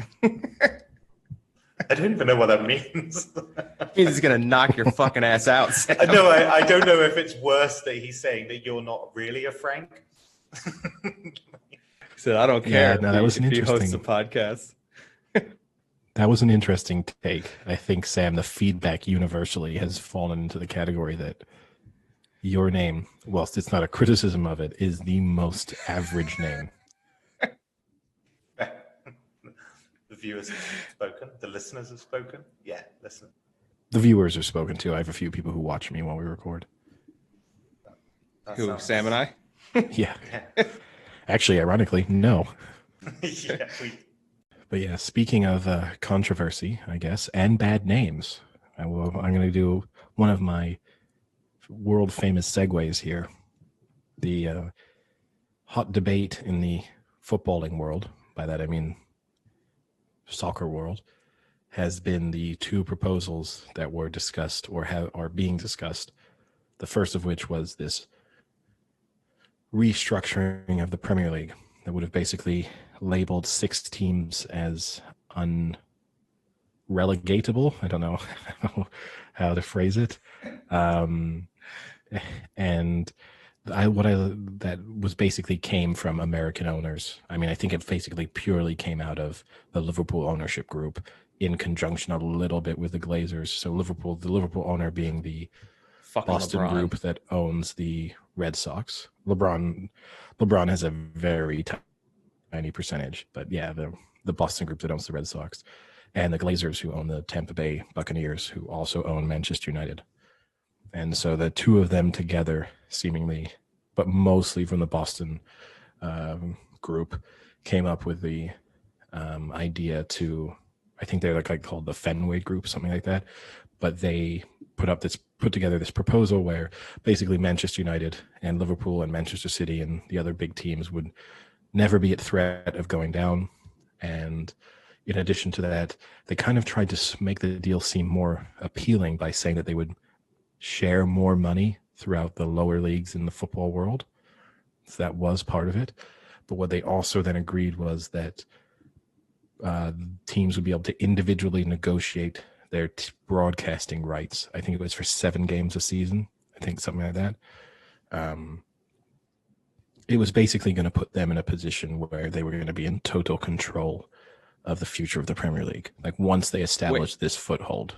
So real quick, by being able to control their own broadcast rights, then they could basically make like a Liverpool TV, kind of how the way like the Big Yankees, Ten and the Yankees have their own like Yes Network, yeah.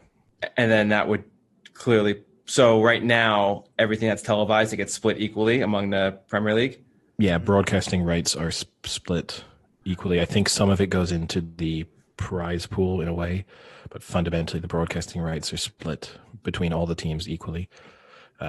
So when they strike the New Sky deal or the BT Sports deal, that all goes throughout the league. I thought there was like a base amount, and then it's to do with how much you're actually live. So that obviously teams like Man U, Arsenal, etc., get more money, but the logic is because more people want to see them, they do give them more money.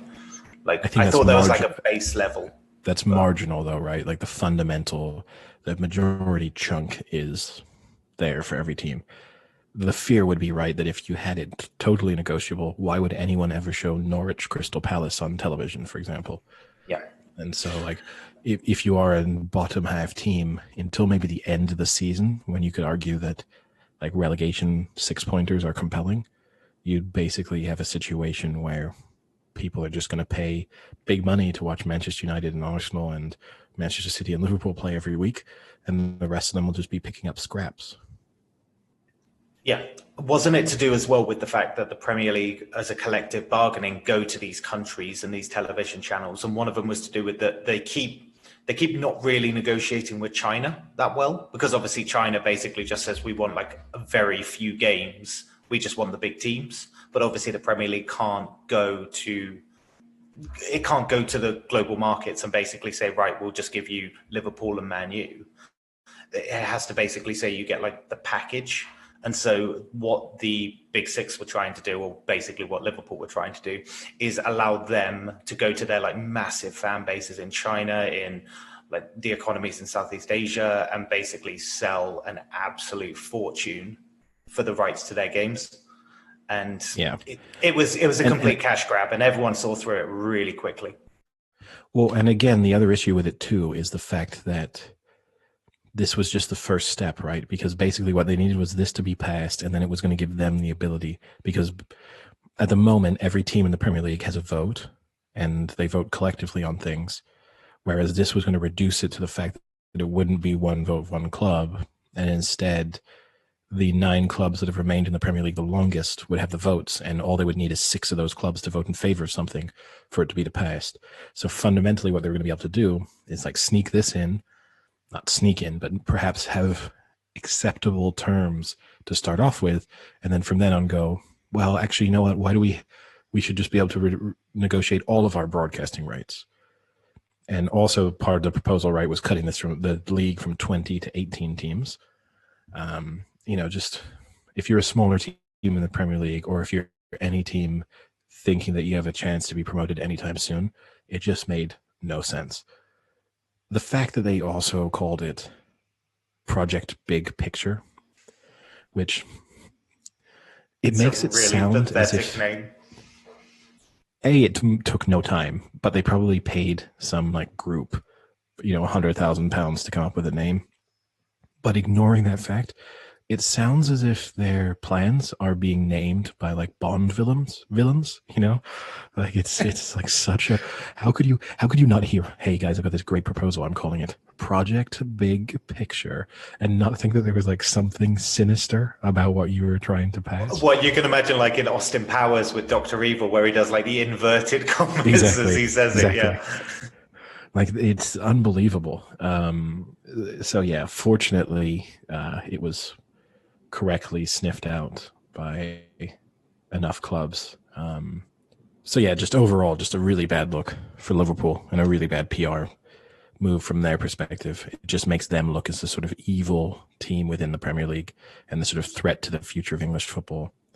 And again, not a great look for a foreign ownership group, because it is that fear that you've got these foreigners coming in who maybe don't understand that part of what makes English football great is the fact that you do have smaller teams that do things, and you do have a kind of the possibility of relegation and promotion, and that if you start removing these things and you just turn it into what would fundamentally be American franchise model, that you're removing some of that from the game. Yeah, I had 2 big issues with it. I mean, one of them was the money they were giving to so essentially the EFL, so the English Football League, what sits below the Premier League, needs a bailout at the moment, because obviously they're not bringing in the fans, there's less TV money, so there's essentially less cash reserves. And most people, including like the UK government, are basically telling the Premier League, you're going to have to cough up. So it felt like they wrapped up the bailout plans within this project as well. It's almost like, we'll give you money, but we're going to screw you over in the 100%. Same process. But the one big flaw they had was that there's the league below the Premier League is called the Championship, and then there's 2 below that called League One and League Two. You need X amount from the Championship or X amount of League One and League Two for things to carry. And the problem was they screwed over the Championship so badly. They basically were going to get none of this money. And that was the idiotic move. If they even had a shred of getting this through, they needed to appease the Championship clubs. And they appeased League One and League Two clubs by saying, we'll give you the money. So that's obviously appealing. But it's the Championship ones they screwed. And ultimately, that's why it wasn't going to go through. Another interesting point is that the people that have actually come out well from this are the foreign owners that didn't get on board with Liverpool. Yeah. Man U. So like Stan Kroenke at Arsenal. They reserved judgment. They saw the way the wind was blowing, and then they came out and basically said, even though, we're part of this Liverpool thing that would consider the veto and stuff like that, we're absolutely against it, because they could just throw all of the sentiment at them. And he's the guy that owns the Rams, isn't he? Kroenke. I think he owns the LA Rams. Yeah, the Rams, the Colorado Avalanche, I think the Colorado Rockies too. Yeah, so that must be so nice to own multiple sports franchise. It's gotta be It's so not- cool. I'll take one as a start. Yeah, I'll take a single one as well. I mean, to be fair, Kroenke at Arsenal's not overly liked, but it has come out recently that the Thomas Partey deal, which everyone's really happy about, that it actually turns out that Kroenke coughed up basically the entire amount of money, the 45 million, in order to sign him. And he had a really good debut tonight, and I think he's probably gone up in a lot of Arsenal fans' estimations from Very that. generous of him. Is a multi-billionaire. Very generous. Yeah, 45 million, like begging the club that you own, begging you for money. You kind of should start thinking about how you're banking that club anyway. In a move that potentially increases their value anyway by perhaps more than 45 million. Yeah, it was dumb. This whole thing's dumb, and if anything, it's just made me hate Liverpool more. Yeah, and I mean, put it this way, it was difficult for them to sweeten the deal for the championship anyway. I almost feel like it was strategic, where they knew there was no way championship clubs were going to be on board, because just reducing the size of the Premier League and the fact that they were going to switch to two teams being relegated and then the third team playing in a playoff meant that you were reducing the possibility. You were making the championship more competitive and the possibilities for promotion, slimmer. You were never going to have championship clubs really on board. And this also completes a bad week for Liverpool overall, because they also are supposedly behind the proposal for the European Super League, which again is an idea that's been floated around for a while now. But basically the simple concept is to create a European league that would take the same format as all the other leagues, but instead be composed of the best teams from the major European leagues. So the best teams from England. So is that in place of like Liverpool being in the Premier League? They would be in this league, or is it in place of like Champions League? No, the idea is no. in So place it's a of their league. domestic league. Yeah. So okay, so basically this is the league they would play in throughout the year. Yeah. Who would do that? I did like the La Liga president. His name is Javier Tebas. I don't know. Tebas. Yeah. I liked his quote on it, which was, "This shows a total ignorance of the organization and customs of European and world football, but also a serious ignorance of the audiovisual rights markets. A project of this type will mean serious economic damage to the organizers themselves and to the entities that finance them, if they even exist, because they're never official. These underground projects only look good when drafted at a bar at 5 a.m. I'd like to run in the circles where my 5 a.m. bar discussions were about how to restructure European football. I feel like we may have had that. Possibly. Just with less chance of pulling it off. Yeah, Did you see the FIFA president today? Infantino came out and said, like, obviously everyone's broaching a Super League idea, and he basically came out and said, "I wouldn't want to see Liverpool in a Super League." And so a lot of people, obviously, what he's referring to is like, I would prefer them to keep in the Premier League because FIFA are completely against this European Super League idea. But obviously, it came out as just him going like, "No, I just don't want to see Liverpool at an elite level." So it's quite interesting. I mean, that's going to be the interesting one, right? Because you're always going to have clubs who are in favor. Like, I'm sure PSG are in favor because their domestic experience is so dull. So why wouldn't they want to take part in the European Super League? They're also a club that's, I think they were formed in like 1972 anyway, so they don't have a tremendous amount of history. It's very different to clubs in England that might feel like, no, do you know what? We want to be able to play, teams like Middlesbrough or Sunderland or Wolves or whoever it is who we've been playing against each other for 120 years. A little bit different. But yeah, I don't even get it though, because I feel like that's what Champions League kind of does, is it puts the best teams against each other anyway. So you're still getting to see some of that competition.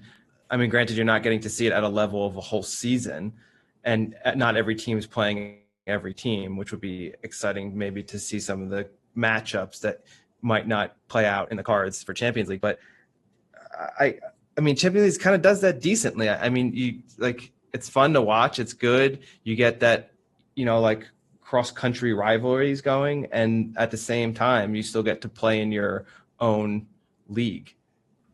Yeah, I mean, they're not thinking about it from the competition standpoint. Money. Yeah, I understand they're thinking from the money standpoint. And but to me, what they're not thinking about is the fact that, yeah, when you bring all these teams together, they are the elite of the elite. But once you form this league, they can all remain elite. Like, if Atletico Madrid join the league and then become the worst team in the European Super League, they're no longer in the elite of the elite. They'll suffer in the same way that, say, Crystal Palace suffer in the Premier League. You're feeding off the scraps of the big teams, just in a more direct fashion. So in the long term, you're going to be kind of in the same situation. It might take a while, but fundamentally, you're going to get back to where you started from. Yeah, and then the top 10 will want to spread. Yeah, form another top 10. Yeah, or some other team within Europe will pop up, right? Emerge in like, say, all these big teams leave, and then all of a sudden Newcastle become the dominant side in England, and then they go, okay, now we want Newcastle in the European Super League because they kind of deserve this promotion. And then the MLS is going to get really good, and then the whole league's going to be filled with MLS teams. Let's not get totally unrealistic. Yeah. Here's the thing: as part of me as a Blackburn Rovers supporter, would almost love this, because in a way it would level the playing field in the English league. If you told me that Manchester United, Manchester City, Liverpool, and say Arsenal were leaving the Premier League tomorrow, then you'd say, like, wow, there is a possibility that in the next 20 years Blackburn could win the league. Whereas as things stand, it's never I think of that already. I do. I dream of it sometimes. Yeah. Now who's been unrealistic? It's the whole thing's dumb because it plays onto what you were saying about the elite level, is that the reason the Champions League works well is because these mega games can happen once, or like obviously when they're two-legged, twice a season, and you really look forward to it. You really hope that that's it. If you know every single year that your team is going to play every other elite team and only elite teams, it just becomes, I actually just think it would dull it. I don't think the games would be that exciting. Just look at this season. Everyone's excited because Juventus and Barcelona are in the same group in the Champions League, and it's going to be, the first time Messi and Ronaldo have played each other in the group stages. If you had a European Super League, it would be like, well, Messi and Ronaldo play each other twice a season, guaranteed every season. Oh, and Barcelona play Manchester United every season, twice a season, and Liverpool play PSG twice a season, every season. The novelty and the excitement that you get for these games, like the Champions League group stages this year, PSG Manchester United is more interesting because it doesn't happen that often. If it happened every year, it would be the equivalent of Manchester United playing Spurs, which, okay, it's a big match, but you're not sort of thrilled. You're not like, oh, Sam, 3 weeks from now it's Man United Spurs. I mean, this weekend's Chelsea Manchester United, it's not nearly as exciting as it would be if that match only took place once every 5 seasons. Oh, Eddie, speaking of which, though, you talk about the Ronaldo Messi. That won't actually happen this week because Ronaldo retested positive for COVID. So he's having to stay in his house and pose half nude in his pictures for another week and a half. He'll have to go full nude. Yeah, there's only one way to go, right? Must be the shorts. The shorts are contaminated. Well, he shaved his head. Maybe he thought COVID is actually lice, so he wanted to get rid of his hair just in case. Yeah. Did he shave his? Man, I don't know if anyone follows Ronaldo more closely than you do. You're like, it looks like he hasn't shaved his legs in at least 6 hours. He's there, like, zooming in on the photo, like pinching in on his phone. Guys, it looks like he switched from waxing to shaving. I DM'd him 10 times, but he didn't respond.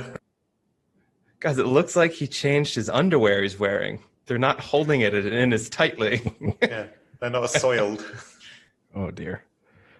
But Frank's are while he looks at the picture on both sides.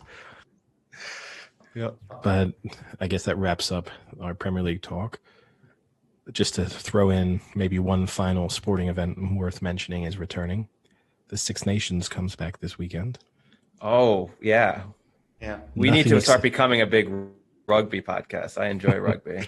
Nothing exciting this weekend in the sense that the only match taking place is Ireland-Italy. So not exactly a thriller, and you'd expect Ireland to win comfortably. But assuming Ireland do win, it means going into the final weekend, which will be next Saturday, which will be like a super Saturday where the 3 matches take place one after the other. 3 teams will be level on points and have a chance at winning the Six Nations, depending on how results go. I was going to ask, can you give me the standings right now? England are top, and you have to assume that England will win because England play Italy in the final match. So it puts England in the strongest position in that, assuming they win with a bonus point, it's all within their hands, I believe, having not looked at the table. But I think fundamentally, if they do their job, it's over. Yeah, but if they don't have any sort of. I think they're positive on points as well compared to the other two. Yeah. So if they win their game, fundamentally they're going to score more points because they've got the worst team. Yeah. So I guess there could be a major point swing if Ireland absolutely destroy Italy, and then would need to probably do the same to France. But it looks to be in England's hands. Now, do you think it would be neat if Six Nations did a championship game at the end to decide it? Take the 2 highest teams and play one more match? No, I don't think so. I think there's really exciting. It's just so European. Like, it's just such a European thing to just win the table, to be the champion. The final games of Six Nations are usually incredibly exciting. What was it, like 5 or 6 years ago when England played France and they had to, beat the French by something like 35 points to win the Six Nations, and they absolutely creamed the French, but they only won by like 33 or something like that. The games are incredibly exciting, and sometimes the last game isn't the best, if that makes sense. Like, usually you could have an absolutely incredible game that half decides the Six Nations by the 3rd or 4th game. And I don't think anyone would want that kind of. They do it in the English rugby. They have like the Premiership, and then they have the Premiership rugby final. Essentially, I guess it's not really a Super Bowl. It's just 2 teams that were high up on the Premier League play each other in the final. I don't like it. I don't agree with this final game thing. I think the league never lies, right? And best team at the top is the winner. I mean, the only reason I say that is because kind of what Eddie's saying is that England's last match is a relatively crappy match, right? So they're gonna win, and they're gonna win off of like not a great game. You know what I mean? It's like they're winning the championship, but the match itself is kind of boring. Yeah, no, it's not. The thing I will say, I actually, now looking, because I hadn't looked at the table in a while, now looking at the table, my assessment of the situation was actually a little bit off. So if Ireland win both of their remaining matches with a bonus point, they will be Six Nations champions. So you would expect them to do that against Italy, but then it's a question of them getting a bonus point win against France, which is based on the French form at times earlier on in the season, not that easy. It's in France, right? Yes. Their hatred. Did you just shit yourself when you answered that? Yes. No, I had a moment of doubting myself, and then I remembered that when I'd looked at the schedule, I'd thought, oh, it's at the Stade de France. The last time I went to the Stade de France was the France-England match just before all this pandemic kind of got underway. We 100% got the virus there. I mean, it's. But yeah, right, that's put you into some kind of zombie state there, Sam. Reminiscing, but yeah, no. So it's gonna be an interesting one. And they've at least scheduled it right. The thing that's difficult in a way, it will come down to the final match because the France-Ireland match is the last match of the day. So. They will each know exactly what they have to do in order to win, because there is a possibility, I suppose, that Ireland don't need the bonus point going into the final match. But be exciting. The thing they've done really brilliantly, given the fact that we have a 9:00 curfew, is that they've scheduled the kickoff for 9:30. So that's perfect. That is perfect, because then you'll have time to leave the bar and get to your house and watch it. Maybe it's a trick. Maybe that means the Ireland team won't be allowed to attend the match. France will just win by forfeit. They just have to sleep the night over wherever they're at. Yeah, they have to sleep in the Stade de France. But yeah, I guess we can take a deeper look at that one next weekend when the 3 matches are all coming on, and do our little mini predictions there. This one, you just have to assume Ireland will get the job done and beat Italy convincingly.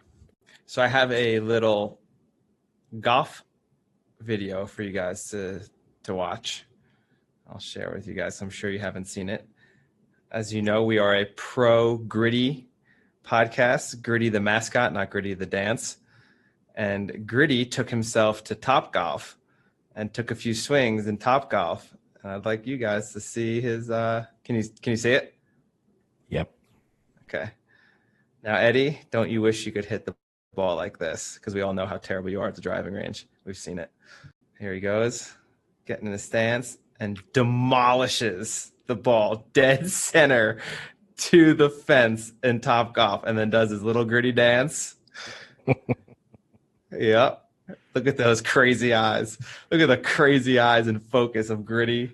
I don't know mascot. if Look at it. He crushes that ball. I don't know if he absolutely creeps it. He does cream it. He does cream it. I don't know if it's hitting the fence. I don't know if I go that far, because it looks like it's like a 3-wood. So if he's hitting his 3-wood like 350 yards, that's pretty impressive. But he does seem like he crushed it. Now here's the question: since we talk about mascots often, do you think the person in there is actually the person who normally plays Gritty, or do you think that's like a PGA Tour player they put in there? It's like Tiger Woods for the publicity. Weekend. I'm going to assume it's the person who is. And that's pretty impressive. Either way, no matter who it is, even if you told me it was Tiger Woods or whoever, to hit the ball that well with the terrible suit. With the costume on is pretty incredible. Like, I even know sometimes when I go and hit a golf ball and I have like the wrong jacket on, and then either it's not flexible enough or it's too loose, and so then it kind of gets in the way. Already that is annoying. So I can't imagine having to then deal with an actual mascot costume on. Yeah, it was pretty. And I mean, I'm making the assumption here, but that could have been his only swing he took. So to step up and have that be your one swing. That's not his one swing. That was his I think it was. Swing. No. I think it was one. Here's the question is, would you pay then? Like, if you think of the Woods, Manning, Brady, Mickelson thing. I would pay anything, any amount of money to see Gritty play a whole 18 against any of them. If it was like Gritty and like Tiger Woods versus Mickelson and some other mascot. Gunnosaurus Rex. Gunnosaurus Rex, perfect. With those little arms, he'd have no chance. There's like a charity fundraiser for him. Oh, that'd be so funny. Oh yeah, because those are like going to get the salary to pay him anymore. And then Tiger Woods turns away and Gritty just clocks him in the back of the head. Oh man, that would be so funny. Actually, I read another good mascot. Ooh, to bring this full circle to the Ohio. Oh God! Do you want me to tell you how that's it? I know how it goes, Eddie. I went to Penn State. I know how their stupid chant goes. All right. So Brutus is the Ohio State mascot. You know what Brutus looks like, right, Eddie? He's like it's a Greek warrior or something like that. Yeah. You know, he's like all dressed up. He's got the sword and everything. Roman, I assume, but yeah. Brutus was Roman. Roman, yeah. So they were playing Ohio. This had to be, I think it was like 10 years ago now, maybe a little more. And Ohio's mascot is the Bobcat. So Ohio's football team is nowhere near the same level as Ohio State's, and they don't play often. And this kid had always dreamed like what he would do, because he had been the mascot for the Ohio Bobcats, dressing up as like a bobcat, dreaming what he would do if they ever played Ohio State. And he came up with this plan that then came to fruition because they ended up playing Ohio State, where in Ohio State, Brutus was leading out the team with a cheerleader and a flag. And the guy dressed up in the Bobcat uniform was on the sidelines. And as Brutus went to the center of the field, he ran full steam and tried to tackle him and just like lay him out in the middle of Ohio State Stadium, which apparently, according to mascot code, is like really against the rules. You don't do that kind of stuff. But at the last second, his head started coming off. So he kind of like half backed out of the tackle, and Brutus saw it and kind of like swung him around and knocked off his head. So then the mascot was really embarrassed that he had his head knocked off. And then Brutus was like, screw it. This guy's just being an asshole or whatever. So they continued to carry the flag to the end zone. And the guy got back up, put his head back on, and chased him down full steam and jumped on Brutus's back and like brought him to the ground and started punching him from behind. And then eventually like ran away. And supposedly there were fans at the stadium that legitimately wanted to fight the mascot person for embarrassing Brutus so much. They took it so personally. It was amazing. It's like this whole story in ESPN about where they are now in their lives and stuff. It was great. Not a great look. Just for context, Sam, in case you're trying to imagine this, because you're probably thinking Brutus is like a centurion or like a Spartan warrior of some sort. Yeah, something quite, I guess, as classy as you can be as a mascot in Roman regalia. So he literally, he has a buckeye for a head, which is a type of nut. Imagine like a chestnut, a giant chestnut head. And he's wearing a red and gray striped like sweater. So there's nothing he's got physically, a helmet. There's nothing like physically intimidating about him. But the funny thing about the video, does he have a helmet? I thought he wore a little hat. I think it's a helmet. I think it's just a little baseball cap. No, I think it's a helmet. He looks like a bumblebee. But wait, he's a buckeye. The funny thing about the video is a literal nut. The University of Ohio mascot, the Bobcat, the mascot has like these really like crazy looking eyes. So in the video when you're watching the mascot run after Brutus, he's got like these bulging crazy eyes, and it makes it look so realistic that he's like this psycho mascot. Here, so if you can see, here's Brutus coming in. I'm playing the video now. There's Brutus. Here's him, and he tries to tackle him. It misses. So now Brutus is like, "What's up? What's up?" Oh, you're right. It is a hat in this one. But look, he's still chasing him down. He's still chasing him down. And then he re-tackles him. He chases him for 40 yards. And then pins him to the ground. I like that also it goes on while the Ohio State players are taking a knee around him. Yeah, and then the coach comes in finally. He's like, "Get out of here, man." Which either makes it look like this is some like ritual fight that takes place before, and like the Ohio State players are like doing their job of like paying like homage to the two like fighters that are about to go into the ring. Yeah, we are who are about to die. Salute you, kind of. Exactly. Or that they are recognizing that their mascot is dead or about to die, and they are immediately just paying their respects. Oh, that's pretty funny. Mascots. What a weird thing a mascot is. Yeah, gotta be a weird life. Well, I guess that one thing we have to do before we wrap it up, just to finish the podcast and reward everyone who's made it this far. Bet of the week. How are our bets of the week doing so far? Well, so in the new system that we have, right, with this real $100,000 we've each pumped in, last week, Sam and I lost. Sam only lost 5,000. I lost 10,000. But Frank, with your Zaha anytime scorer, as we mentioned on Monday, you won. And that means that now the current standings, Frank, you have $125,000. Sam has $95,000, and I have $90,000. I cash out? Yeah, we'll pay you out. Don't worry. I'll go first. So, I actually like two of the toss-up games according to the spread. So I really like the Cowboys over this is just money line as well. But I like the Cowboys over Washington, and I like the Steelers over the Titans. And money line, the even money 10 to 11. So I think, what's that, like 3.81. There you go. So yeah, I'll take them both money line. How much? Round it up. So I'll go 15,000 on it. 15,000 total on it. Yeah, so 15,000 on that. Trying to close the gap on old Frank, I see. Go hard or go home. Does it go hard or does it go big? Go hard? Well, sometimes you go hard to get big. Yeah, show up hard, go home. So for me, I'm going for another accumulator here because it served me so well in the first week. I'm going to go for a fourfold moneyline NFL bet. So a four-way parlay for the Americans. I'm going to take the Buffalo Bills moneyline, the New Orleans Saints moneyline, the Cleveland Browns moneyline, and the Green Bay Packers moneyline. And that pays 3.71. And I'm going to stick another 10,000 on it.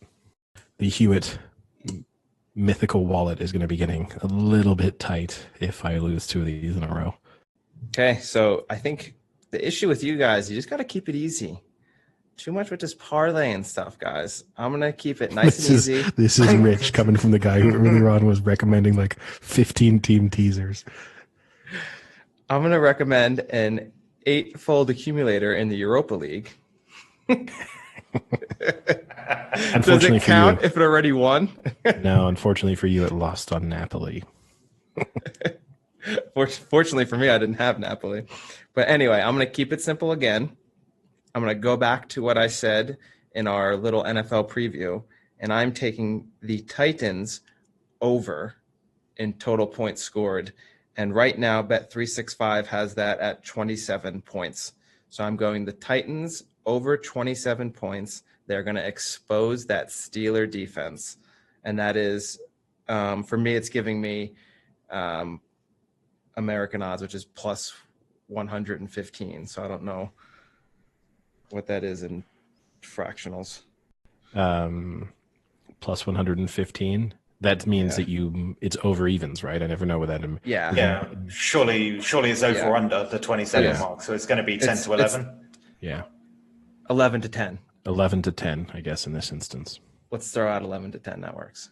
Well, let's throw that out. Let's not care. Yep. Just give you a little bit of extra juice in case you win 2 weeks in a row. Yep. And then I will stake my winnings on it. So you're going to stake the $25,000 on it? Yep. All right.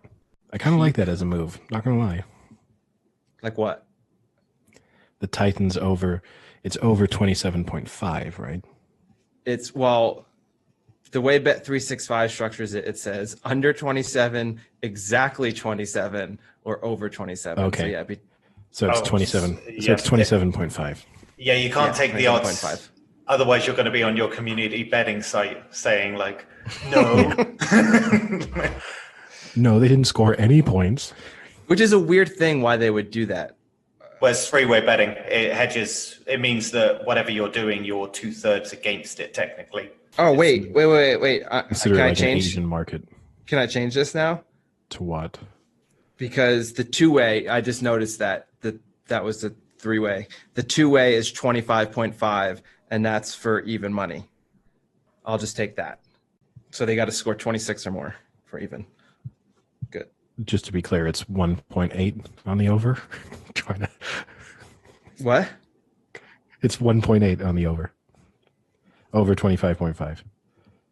Oh, well, I was looking at under. trying to screw us out of that 20% there, Frank. Yeah, I'll just stick with that. 25.5. 1.8. Perfect. Love it. Sounds good. All right. Guess we'll have to find out how that does on Monday. Nah, we already know. All right. Talk to you boys later. See ya. Cheerio.